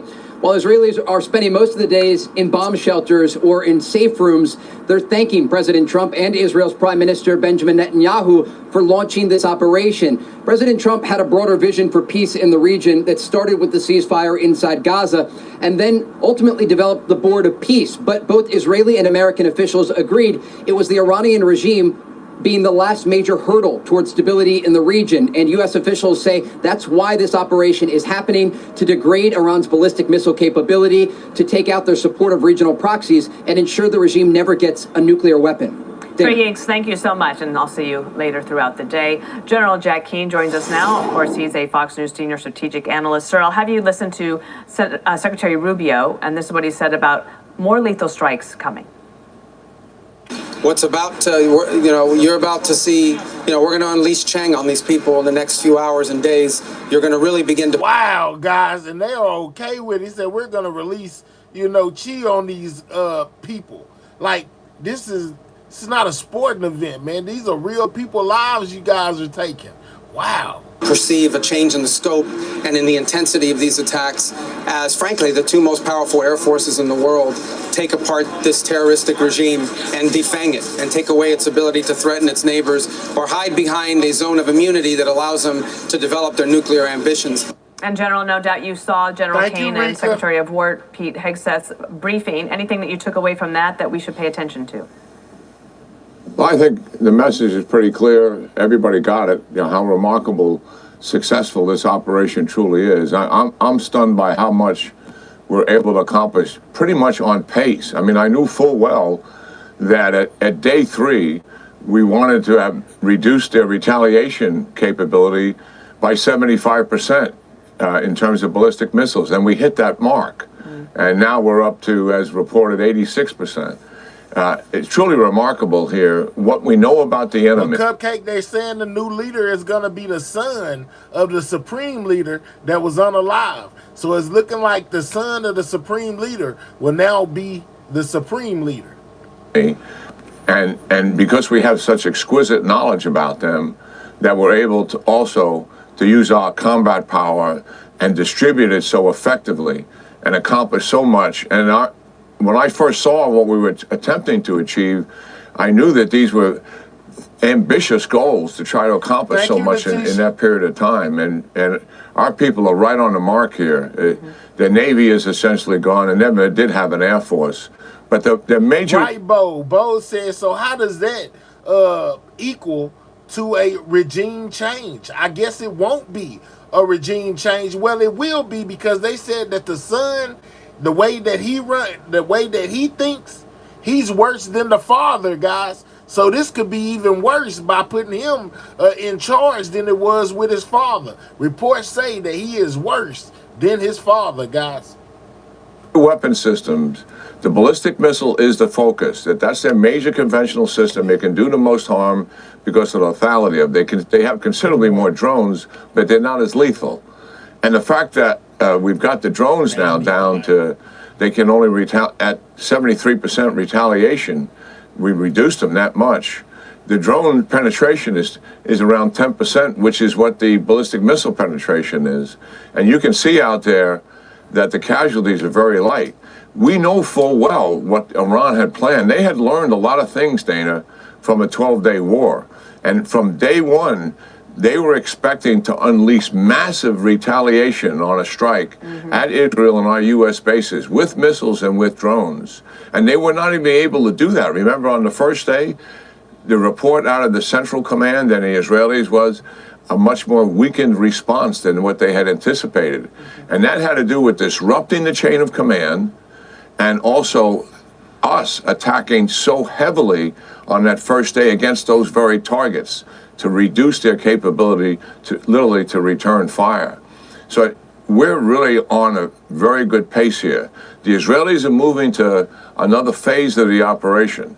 We're going to continue taking away the weapons, and you see us doing that, ballistic missiles, drones, the Navy, and we're also going to systematically take, if you're manufacturing a weapon system in Iran, that's a target. And we're going to take down all of those targets. We don't want them to have anything left at the end, not only in terms of I see y'all typing about Spain down there. I did see something about Spain this morning, man, concerning Trump. I was like, wow. things that they have on hand to fire, but they cannot manufacture anything. What the Israelis are going to do, they're going to still focus on some of those targets, but their primary focus is going to be on what? It's the organization. They want to set the conditions for a regime collapse, and that is going to begin in earnest. They did a tremendous job, obviously along with us, in taking down leadership targets, and those will continue, but systematically they're going to strip away what? The IRGC and its capabilities. That's the people, the organization, the facilities, the infrastructure that supports it. In other words, the networks, the technology, the communication systems, all of it. The same thing with Basel militia, who repress the people. The same thing with intelligence and security forces, who repress the people. The same thing with the police infrastructure that repress the people. Over 1,000 munitions have been hit into Tehran in the last couple of days in doing that, and hundreds more are coming in the next 24 hours. But it's going out to all of the provinces as well, because in those provinces, as we have seen, those protest movements, when they moved into those other cities, there were security forces and police infrastructure that came out on the streets and mowed those people down. Those security forces and infrastructure are going to be stripped away. This is a systematic reduction of the entire infrastructure that does what? It sustains the regime. It is likely going to take more than a week or two just to do what I'm talking about. This is how much. All right, it says U.S. sub. Hold on, let's go back just a tag, guys. It says U.S. sub sinks Iranian warship in Indian Ocean. Yeah, and we used a torpedo to do it. The first time we used a torpedo since World War II. Entire infrastructure that does what? It sustains the regime. It is likely going to take more than a week or two just to do what I'm talking about. This is how much of a focus this really is. In other words, at the end of the day, this regime will not have much left to be able to govern or be able to repress its people. That's the intent here. And General Keane, thank you so much. We do have sirens in Tel Aviv. Trey, I said I would see you later in the day. I didn't know. Oh, man, he got a helmet on. It's serious. He in Tel Aviv. He got a helmet on. Oh, man, the sirens going off. America about to strike again. Just moments later. Go ahead. Yep, Dana. Yeah, Dana, right now we have incoming Iranian ballistic missile fire. An early alert went out to phones telling people to head into bomb shelters. And right now there are no interceptions behind me, but it's coming again in what appears to be another coordinated attack between Iran and their Lebanese militant group proxy Hezbollah. We see sirens that are also sounding across northern Israel, some of them along the border. These could be some shorter range rockets that Hezbollah is launching over as the Iranians are firing more ballistic missiles. We heard from General Kane earlier, the Iranians have had their ability to launch these missiles greatly reduced by 86% since the first day of the conflict. And I'm just going to have my cameraman pan out to the sky here. And Eve, if you look between those clouds off in the distance, you're going to see a white line. Ooh-wee, and that is from a trail of likely Israel's Arrow 2 or 3 missile defense system. And that white line in between the clouds there, again, that is the interceptor headed up to take down any of the incoming fire toward this city. But again, this appears to be quite a very large alert and an indication that maybe for the third time today, we'll wait for official confirmation from the military, though, that Hezbollah and Iran have tried to launch an attack at the same time, again, to try and overwhelm air defense systems here. Dana. Trey, stand by or take care. And then, General Keane, I believe that you're still there. Could I ask you about the capabilities of Hezbollah at this moment? Because we know that they did not act on October 7th in that attack on Israel, in which I think Hamas hoped that they would. But I'm curious because after Israel was able to take down many of its military at Hezbollah, or their fighters, through that pager intelligence triumph, what type of capabilities do they have right there in southern Lebanon? Well, they still have thousands of missiles and rockets, but and they did attack on October the 8th. But what they did is they curbed the use of their missiles, as they're doing right now. And the reason why Hezbollah existed primarily, people think of them as a terrorist organization, and they're certainly that. And they were the ground force in Syria, keep propping up the Assad regime all those years. And when they had to come home after October the 7th, in significant numbers, that Assad regime was put on a pathway to collapse. But the primary reason Iran has sustained this force all of these years is for it to defend Iran and to pummel Israel with missiles that can reach all of their primary cities. They have those missiles. They're not using them. They are just attacking in the north. It remains to be seen if they're going to do that. And certainly what the Iranians are up to, Dana, is they want to distract from Israel's attack on them to devote resources to deal with Hezbollah. The Israelis can deal with Hezbollah quite handily, as we have seen from the outset when they decapitated their leadership. They know where everything is there. They have exquisite... Can we get 30 more likes, guys? Double tap that screen if you have not. That's how you hit the like button, or click the 3 dots, hit that thumbs up. Most definitely subscribe to the channel if you're new. We are finding out everything it is to know regarding this battle that's taking place in Iran, guys. Intelligence on what's taking place. And they will pummel them and discourage them from actually expanding their operation here. So I don't think Hezbollah is going to be much of a threat to Israel. They're still unless they start to use their long-range missiles. And I doubt if they're going to do that, and the Israelis are likely pounding all of those missiles that are left in any event. The reason why they never responded during the 12-day war was very interesting. Israeli commander, when I asked him, why aren't they firing on day 4? He said, sir, they have thousands of missiles. He said, we've broken their will. They don't want to get into this fight. And I think they're reluctantly in it now, being pushed by the Iranians, because the Iranians literally are fighting for their survival. And I think it's more of a desperate act in what we're seeing. General Jack Keane, thank you so much for getting us through that breaking news, and much more to come on America's Newsroom as we move on. Guys, this is crazy. Yeah, we are most definitely at battle in Iran. The top officials keep saying war, not war, war, not war, war, not war. I don't know. I call it a battle, but it's most definitely happening, guys. Yeah, it's a lot going on over there. And here goes a little bit more about that torpedo I told y'all about earlier that the U.S. used for the first time since World War II to sink an Iranian ship, guys. Waters off the coast of Sri Lanka. The first time the U.S. Navy has destroyed a warship with a torpedo since World War II. Sri Lankan authorities said at least 80 bodies had been recovered so far. Iran called it an atrocity at sea. We are just getting started. We are accelerating, not decelerating. They are toast, and they know it. Yet still capable of firing drones and missiles towards Israel and the Gulf states and even further afield. Yesterday, NATO defenses intercepted a ballistic missile fired from Iran that was headed for Turkey's airspace, though Iran denies firing missiles at Turkey. The missile crashed in a field in Syria. Lawmakers tell CBS News that the Secretary and Joint Chiefs of Staff briefed congressional members behind closed doors that Iranian drones presented a major... This is, Israel and the United States, guys, showing their missile capabilities, guys. This is for educational purposes only. Yeah, make sure you're double tapping that screen if you have not. That's how you hit the like button. Or click those 3 dots, hit that thumbs up. We finding out everything it is to know about the battle in Iran, guys. Subscribe to the channel if you're new.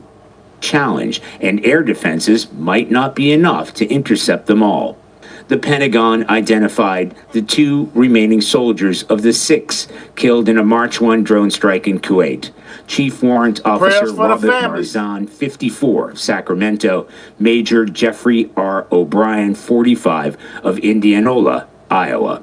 While friends of Noah Teachins, also killed in that attack, have been paying tribute to the martial arts enthusiast. He's helpful and dedicated to not only, uplifting other people and supported his comrades, both as a martial arts student and as a soldier. And today would have been Noah's 43rd birthday. The Israeli Defense Minister, Israel Katz, said he spoke with Defense Secretary Hegseth overnight to discuss the campaign. Secretary Hegseth heads to Tampa today to meet with Central Command's Admiral Bradley Cooper to discuss the U.S. military operation here. Kelly? Charlie D'Agata in Tel Aviv, thank you. Now in Washington, the Senate chose not to rein in President Trump's war powers. Democrats demanded congressional oversight for future attacks. Republicans blocked it. Still, members of both parties are asking, why are we fighting and how long will it last? Weiju Zhang is at the big question. Why? They don't even know why we're fighting. And they want to know how long we're going to be doing it, guys. Why do y'all think that we're fighting with Iran? And how long till this thing is over, guys? The White House, Weiju, good morning.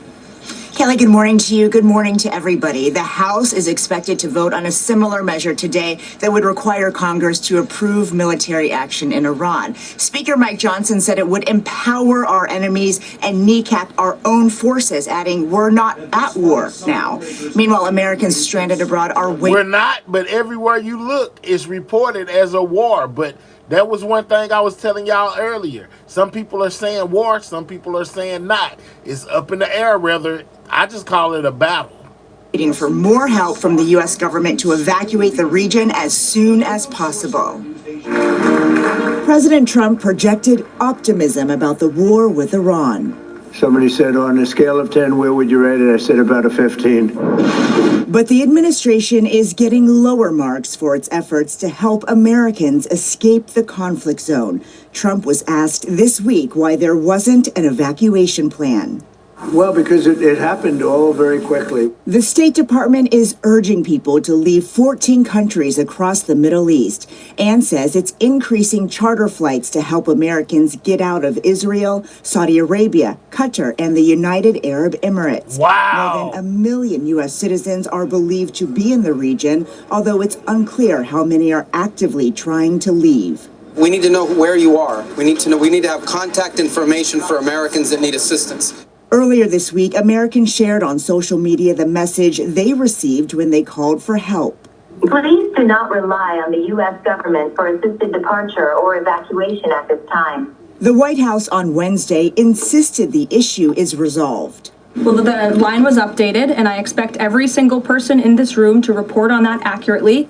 If you are calling about the crisis in the Middle East, please press 1. CBS News chief correspondent Matt Gutman called that new line a dozen times alongside Todd and Lisa Eggleston, who are stuck in Israel. Can you imagine being stuck, guys, and calling the only number they gave you and the number just giving you the runaround, guys? This is crazy. Let's get the Americans out of Israel and Iran and anywhere else over there, Dubai, where they are stranded at due to this battle that is taking place, y'all. The couple from Las Vegas arrived 2 days before the war broke out. You have reached Middle East Task Force. Please hold for the next available representative. Okay, holding for the next available representative. And it hung up. So that's the second time in a row. This happens virtually every time you call. It goes to that automated message. and then disconnects. So it doesn't give you much confidence. No, it doesn't give you much confidence. And, we're not ignorant. We know there's a lot going on. Yeah. To be fair, we called that phone number for people calling from the U.S. this morning and did get through to a human, but our producer abroad could not. The State Department says it has helped 6,500 U.S. citizens leave so far, and about 10,000 others have gotten out on their own. The first U.S. government charter flight left just yesterday, 5 days into the conflict, and the White House says it will not rest until every single American has returned safely. Adriana. Ouija, thank you so much. For many Americans stuck, this is about more than a phone line. We have the story of one man who's stranded in Qatar on his way home from a vacation. It's one of at least a dozen countries facing Iran's counter strikes, including new attacks overnight. NTS Tayyab spoke to this innocent bystander. For social media influencer Oliver Sims, it was the vacation of his dreams. This is crazy. A friend's wedding in India, where he had the time of his life. But on his way home to Dallas, in the 2-hour layover in the Qatari capital Doha, this happened. I am in the Doha airport, and I'm stuck here. After the US and Israel launched its war on Iran, and airspace across the Gulf was closed. We met the 24-year-old at the Doha seafront. This has been really scary because, there have been a few times when I've heard these extremely loud explosions. Qatar has faced some of the most intense Iranian strikes on the Gulf. Whoa, guys. Its Hamad International Airport is one of the world's top 10 busiest for global travel. This morning, all flights remain canceled. Have you been in touch with the State Department? I have, yes, but it's just kind of all over the place. Are you angry at anyone? I'm not angry. I am definitely just disappointed, just in the way that it has been handled and the way that U.S. citizens here are being taken care of or lack of. Goodness, guys. And in the last few hours, more explosions could be heard here in the skies above Doha as Qatari forces continue to intercept incoming Iranian fire. Now, the intensified strikes come as Americans living in the compound that houses the U.S. Embassy here had to be evacuated to nearby hotels, while thousands more Americans, including Oliver, remain stranded. Vlad. All right, NTS Tayyab reporting from Qatar. Thank you very much. Severe storms and flash floods hit the Dallas-Fort Worth. Man, I know that it sucked to be him, guys. All right, let's keep moving. As they say, strikes intensify in the Middle East on day 5 of the Iran, and they're calling it war. I told y'all everywhere else. But Trump and the rest of them aren't calling it a war. They're saying war. What do you mean war? It's not a war. It's a battle. Let's go. Hold up. Okay, so right off the top on CBS News 24/7, looking live inside the White House, where Americans wanting to know about the war in Iran may get a chance to hear from Press Secretary Caroline Leavitt. As soon as those headlines develop from her exchange with reporters in that very room, we have 2 live cameras ready to go to bring you those answers. Battleship sunk. Look at this video coming to our monitors. This video shows what Defense Secretary Pete Hegseth calls a major win on the water, as he also promises the U.S. and Israeli Air Forces will soon have complete control of Iranian skies. Take a listen. Starting last night and to be completed in a few days, in under a week, the 2 most powerful air forces in the world will have complete control of Iranian skies, uncontested airspace. I hope all the folks watching understand what uncontested airspace and complete control means. It means we will fly all day, all night, day and night, finding, fixing, and finishing the missiles and defense industrial base of the Iranian military, finding and fixing their leaders and their military leaders, flying over Tehran, flying over Iran, flying over their capital, flying over the IRGC, Iranian leaders looking up and seeing only U.S. and Israeli air power every minute of every day until we decide it's over. Wow. And Iran will be able to do nothing Strong words, about it. Guys. So the bottom line from Mr. Hegseth, at the behest of President Trump, the U.S. will be in control and the U.S. will decide when and how this ends. So here's where things stand right now. The U.S. Embassy in Iraq is strongly encouraging U.S. citizens to get out as soon as they safely can do so. They also say expect Israel to launch new strikes in Tehran and also in Lebanon today. Those Lebanon strikes really focused on eliminating the ability of Iranian proxies from launching attacks on Israel. CBS News chief correspondent Matt Gutman picks up the story from Tel Aviv. Hey, I just want to give you a sense of what we've been seeing just from standing right here. Last night we saw Tomahawk missiles fired from U.S. warships out in the Mediterranean go over our head nearly simultaneously, an Iranian missile coming in.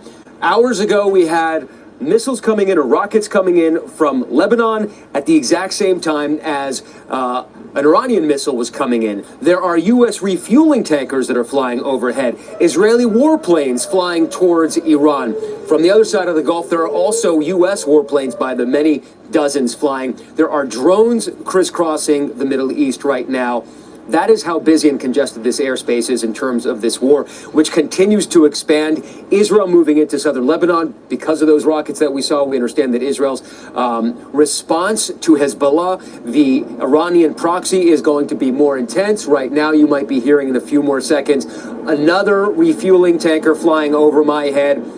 All of this to say, very busy airspace, and it's one of the reasons that the U.S. has had a hard time, or about nearly 1 million Americans have a hard time getting out of this region, caught in this conflict region. Now, so far, the State Department hasn't been very helpful. They have been telling people, we can't offer you direct help. That is starting to change. General Kane, the chairman of the Joint Chiefs, has said that they might get people on C-17, very big planes, out of the region on military planes. Secretary of State Rubio has said that they're going to start chartering planes as well. But getting those planes here and then getting them out is going to take coordination and deconfliction because the skies are so very dense with warplanes, not commercial planes. So it might be more of a trickle than a steady stream, as I think many Americans would want. Just want to give you an example of one of the people I've spoken to, a woman who lived not far from here in Tel Aviv, or did live, was visiting family, and she had to take a train to a bus, stay overnight near the Egyptian border, cross the Egyptian border, fly from Taba, a town in Egypt, to Athens, then to Munich, then to Chicago to be with her 2-year-old son. And she's 23 weeks pregnant. Wow. So many people across the region trying to get out, very frustrated right now. Again, there is a little bit more movement on that, that as this war continues to expand with no let up in sight. Back to you. Matt Gutman, thank you for that. We are also learning the names of 4 out of the 6 U.S. service members killed in an Iranian strike. They are from the 103rd Command Base in Des Moines, Iowa. They died when that Iranian strike hit a tactical operations center in Kuwait. You're seeing their photos here. 35-year-old Captain Cody Cork, 39-year-old Sergeant First Class Nicole Amour, 42-year-old Sergeant First Class Noah Teichens, and 20-year-old Sergeant Declan Cody. The names of 2 other service members withheld until their families are notified and given 24 hours. The Secretary of Defense, Pete Hegseth, says their deaths will be avenged. Also this hour, our live cameras are inside the White House, where any moment White House Press Secretary Caroline Leavitt will take questions. She'll be standing at that podium. You see all of the reporters there with their reporter notepads out. They are awaiting what she has to say about the president's plans and next steps for Iran. Now, while we await that moment, CBS News White House reporter Aaron Navarro is joining us from Washington. Now, Aaron, any indication from the White House about how long this will last? From what the Secretary of Defense... Nobody knows. There's no timeline. Hegseth said it's going to take as long as it takes to annihilate the enemy, guys. Said today, it sounds like it will last until President Trump says it's over. Yeah, Reid, Secretary Hegseth earlier today said it could be 3 weeks, said it could be 8 weeks.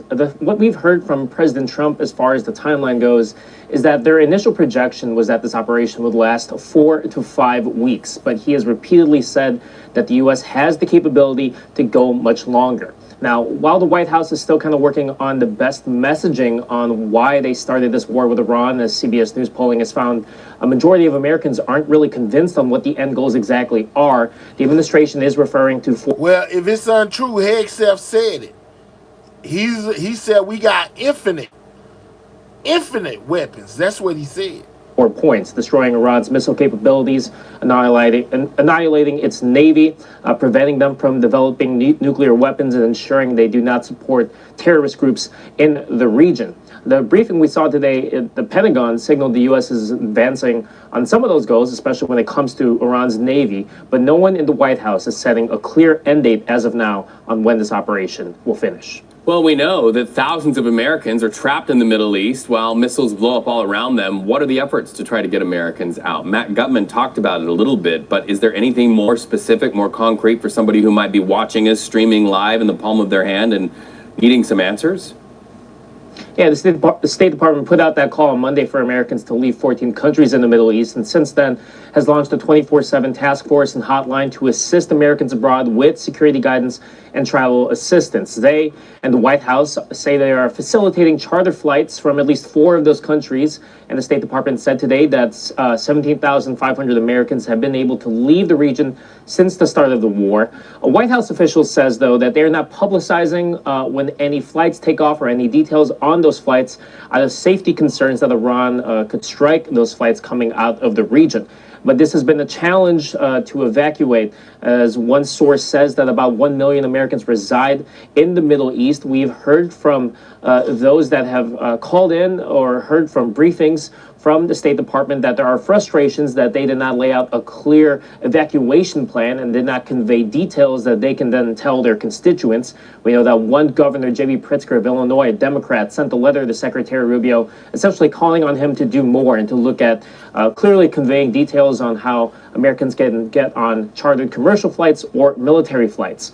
Asked yesterday about getting Americans out, Secretary of State Marco Rubio said on Capitol Hill that one challenge they are facing is airspace closures in these countries in the Middle East or airports that have been hit in strikes, and signaled that could cause full evacuation to take more time than preferred. It's so sobering to think that they are being told that being in a plane to get out makes you vulnerable. Aaron Navarro, thank you so much. Most Americans feel the Trump administration really hasn't clearly explained U.S. goals in the conflict with Iran, and Which is why are we there? Feeling that the longer the conflict could last, the more they disapprove. So let's go live to CBS News Executive Director of Elections and Surveys, Anthony Salvanto. Anthony, you've got your finger on the pulse of how Americans are feeling about this. What's driving these sentiments? Hey there, Reed. Let me show you this. Start with what you mentioned there at the top, which is, do people think that the administration has clearly explained the goals?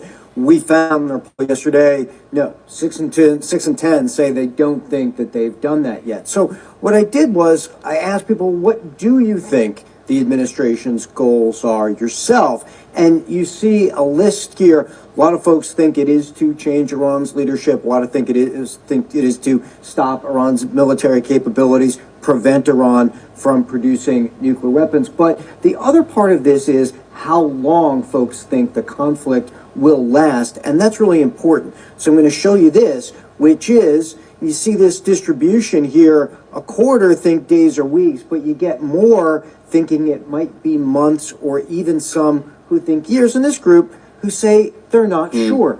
The important part of that, Reed, is this, and you mentioned this at the top, so I'm going to show you those numbers. As people believe that it goes to months or years, you see these numbers for disapproving of the action go higher, Reed. I've been watching sort of a trickle of members of Congress come out of private briefings saying that the U.S. was not facing an imminent attack. So what are Americans thinking about whether President Trump needs those members of Congress for approval to go forward?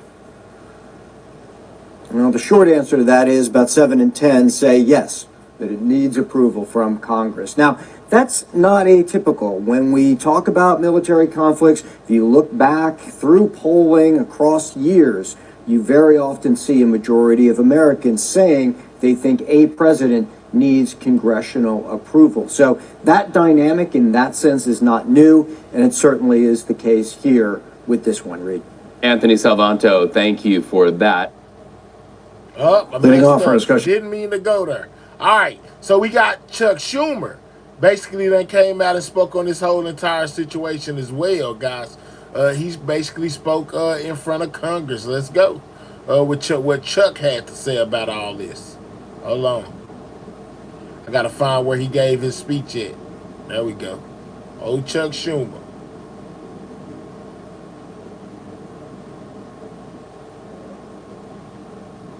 Said it can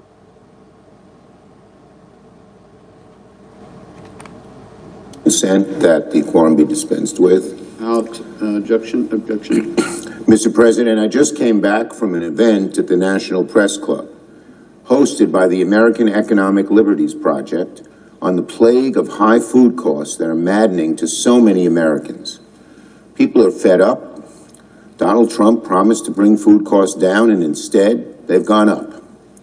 Last month, the Secretary of Agriculture said it can cost around $3 a meal for a piece of chicken, a piece of broccoli, a corn tortilla, and one other thing. This is nonsense. So this morning, as part of Democrats' lowering cost agenda, I was proud to join my colleagues to introduce the Family Grocery and Farmer Relief Act. There are many reasons why food costs have risen, including Trump's tariffs, including supply chain problems. But there's a deeper structural problem under the surface too: monopoly power. A handful of powerful corporations have turned food and farming into a rigged game. Today, only 4 companies control 85% of the market for beef, 67% of the market for pork, and 60% of the market for poultry. When so much market power is concentrated within so few corporations, Americans at the grocery store see prices go up, while farmers see their profits go down, and corporate players have free rein to rig the system. Today, a pound of ground beef is more expensive than ever, at $7 a pound.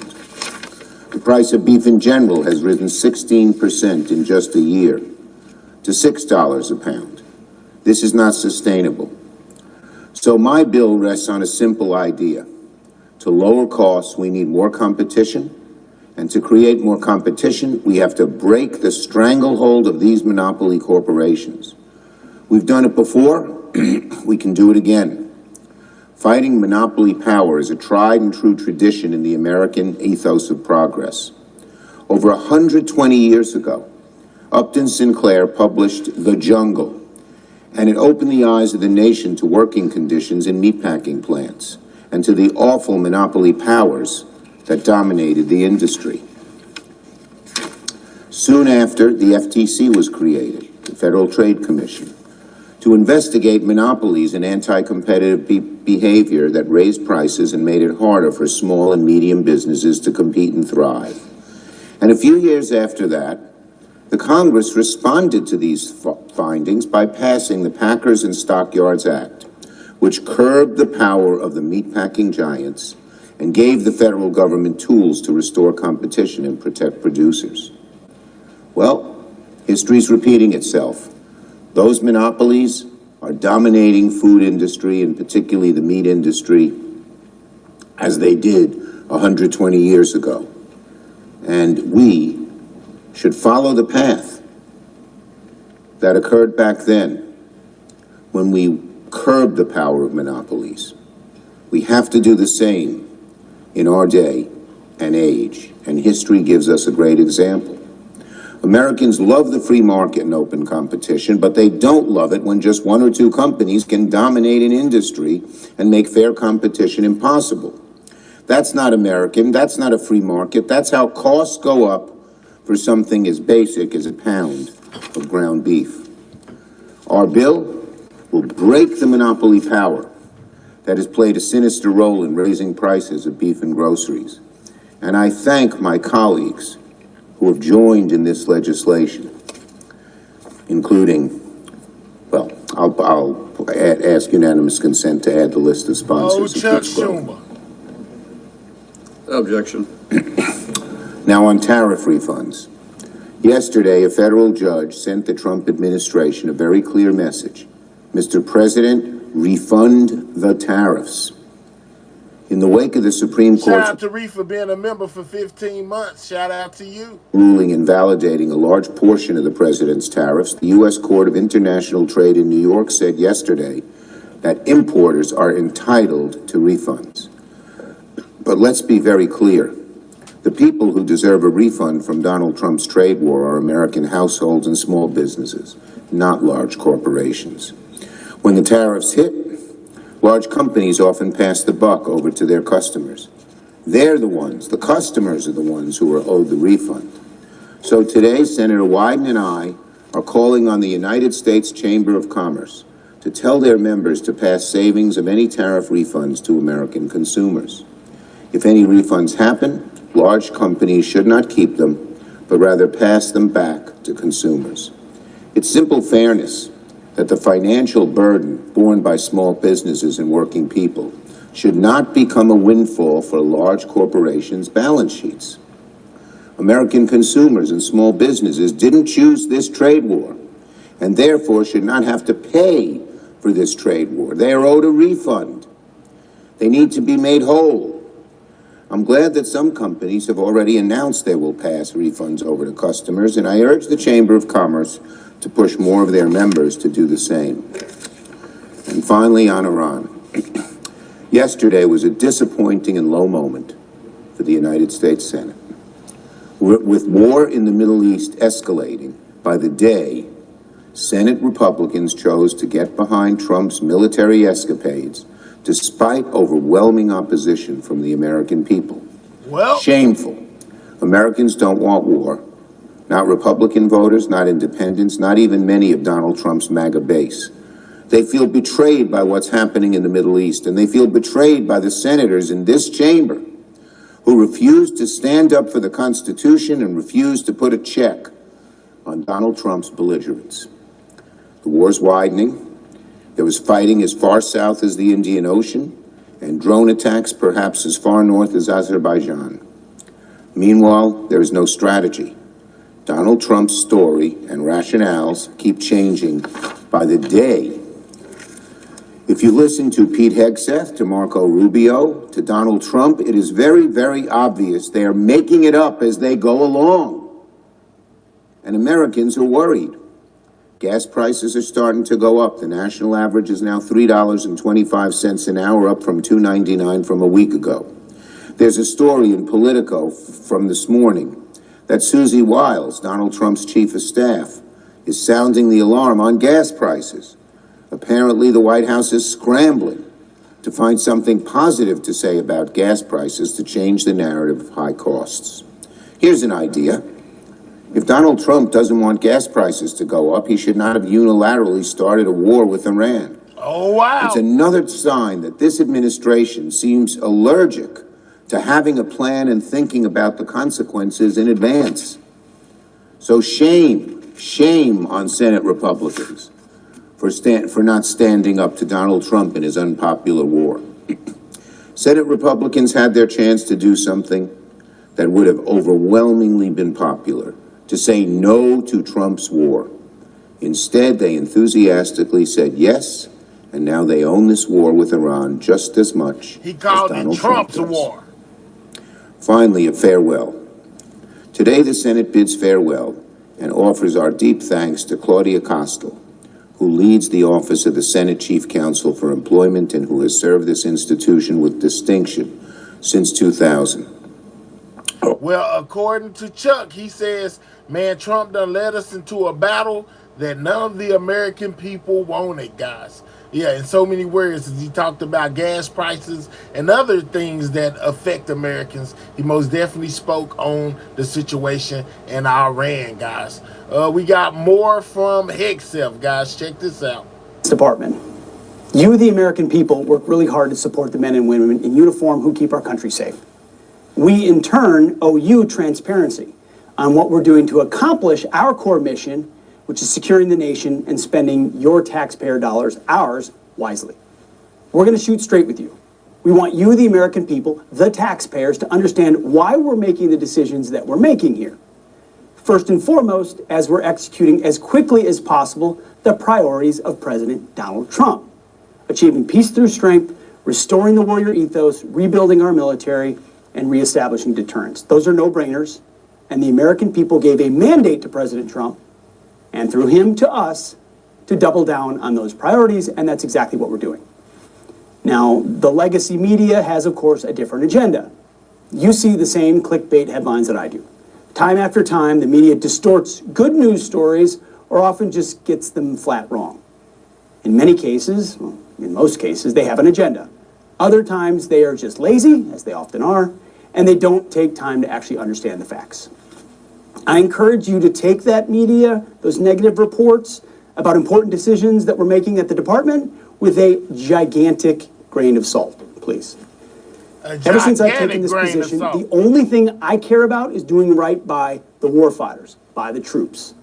In short, we want the biggest, most badass military on the planet, on God's green earth. I'm in this room right now, but I'm not alone.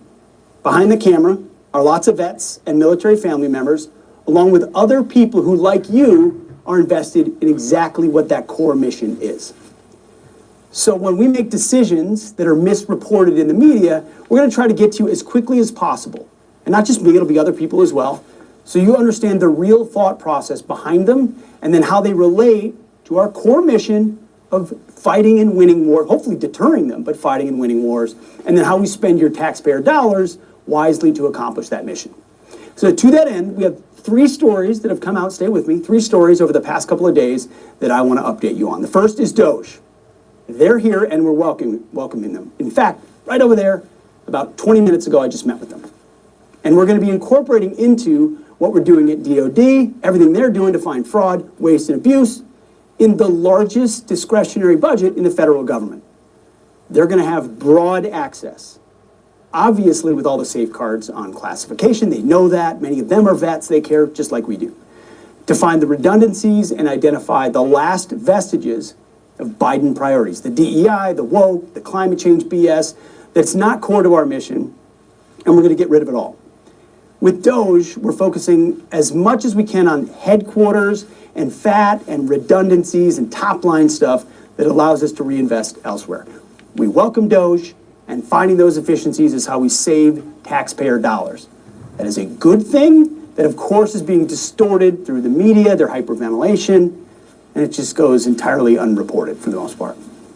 Now, the second story in the news is our work reorienting the budget that we inherited. We inherited that budget 1 month ago from the Biden administration. We are refocusing, that's a key word, our existing budget away from the Biden priorities that, frankly, were all over the map to President Trump's priorities of building a lethal fighting force. The media wants to call these exclusively cuts, but it's the opposite, of course, as always is the case. I've got the memo right here. It's clear as a bell. Now, beginning right away, we are pulling around 8% or $50 billion from the Biden budget. We're planning, this is planning for this year, that we will move away from woke Biden-era non-lethal programs and instead spend that money on President Trump's America First, Peace Through Strength priorities for our national budget. First of all, remember, this is all planning. We're asking the services to plan. So it's not a cut. It's refocusing and reinvesting existing funds into building a force that protects you, the American people. We also list on page 2, which I've marked up here in our memo, what is not part of the 8% refocusing of funds. It's stated very clearly here. Southwest border activities, combating transnational criminal organizations, an audit, nuclear modernization, Virginia-class submarines, the Golden Dome or Iron Dome, one-way attack drones, UAVs, cybersecurity, core readiness, training, the defense industrial base, and it goes on. They and other key programs are off the table under this program. They're too important, as are many other things. So this is great news for taxpayers and for our national security. That's a full stop. We'll just put a period on that one. And the third and final bogus story that is out there is around our reevaluation of our probationary workforce. Now, this is part of something that was mandated by an executive order from the president. Remember, President Trump was elected. He has the prerogative to advance executive orders. Our job is to follow them, and we're doing that. This reevaluation of probationary employees is being done across government, not just at the Defense Department, but we believe in the goals of the program, and our leaders are carrying out that review carefully and swiftly.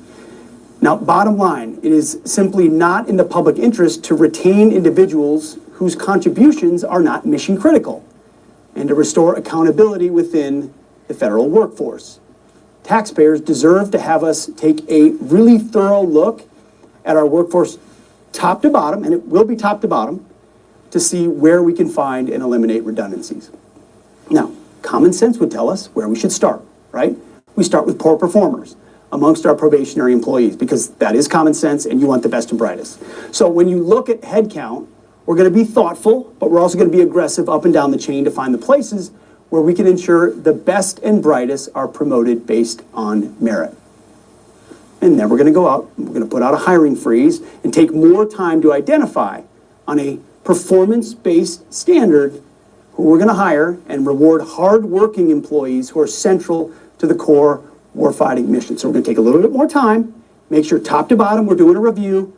Those who we need, who are the best and brightest, are going to stay. Those who are underperformers won't. We'll continue to shoot straight with you. We've got your back.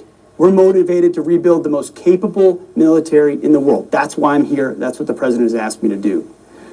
But doing so does require tough decisions, and we are prepared to make them. But in the process, we want to communicate with you directly rather than through the filter of media outlets. And it's not just going to be me. You're going to see Sean Parnell and Graham Allen and others here in the department aggressively ensuring you get the real info in real time, helping you understand what's really going on at the department. So our warfighters and taxpayers deserve, of course, no less than that. And we'll keep reporting back to you from time to time what we're seeing, and we appreciate your support. We're not going to get everything perfect, but we're going to do it earnestly. And we're going to do it on behalf of President Trump's leadership in making our military once again the most lethal, badass fighting force on the planet to keep our country safe. God bless you, and we're going to keep fighting. All right, so you got Pete Hegseth there saying that they're going to try to be as transparent as possible, and they're going to beef up the military to have one of the baddest militaries on the planet, guys, as we do battle with Iran. I told y'all about Pete Hegseth, what he had to say. I showed y'all what he said in Florida this morning. I also showed y'all what he said yesterday as far as the Iran battle goes. Man, it looking like it's gonna get a lot worse before it gets any better. I still haven't heard the question answered yet of why are we there? That's the most asked question that I've been hearing that nobody has asked anybody in power yet. I can't wait till they ask them, why are we there in Iran in the first place, guys? Whether this is something personal or is this political. We need to know. Us, the people, want to know why we're there. But either way it goes, man, I most definitely updated y'all on the situation going on in Iran. Highlighted some of the main characters like Trump, Hegseth. We most definitely listened to what they had to say. I seen a lot of y'all down there talking about the Epstein files. Well, just know that Pam Bundy has been subpoenaed to testify in front of Congress any day now about her handling of those files, guys. Shout out to everybody in the building. Most definitely appreciate everybody who hit that like button. If you haven't hit the like button, double tap the screen of your mobile device or click the 3 dots and hit that thumbs up. That's how you hit the like button, guys. Take time to do that. It most definitely helps out the channel. Shouts out to like I said, all the new subscribers as well as the old ones. Shout out to all my members, and most definitely shout out to all of my moderators who keep this chat running smooth. I most definitely appreciate y'all, and as they keep me updated, thank you for the gift. As they keep me updated on what's going on in Iran, guys, I most definitely keep y'all updated on what's going on. Make sure you subscribe to the channel if you have not. Thank you, Coco. Make sure you subscribe to the channel if you have not. We on the road to 63K.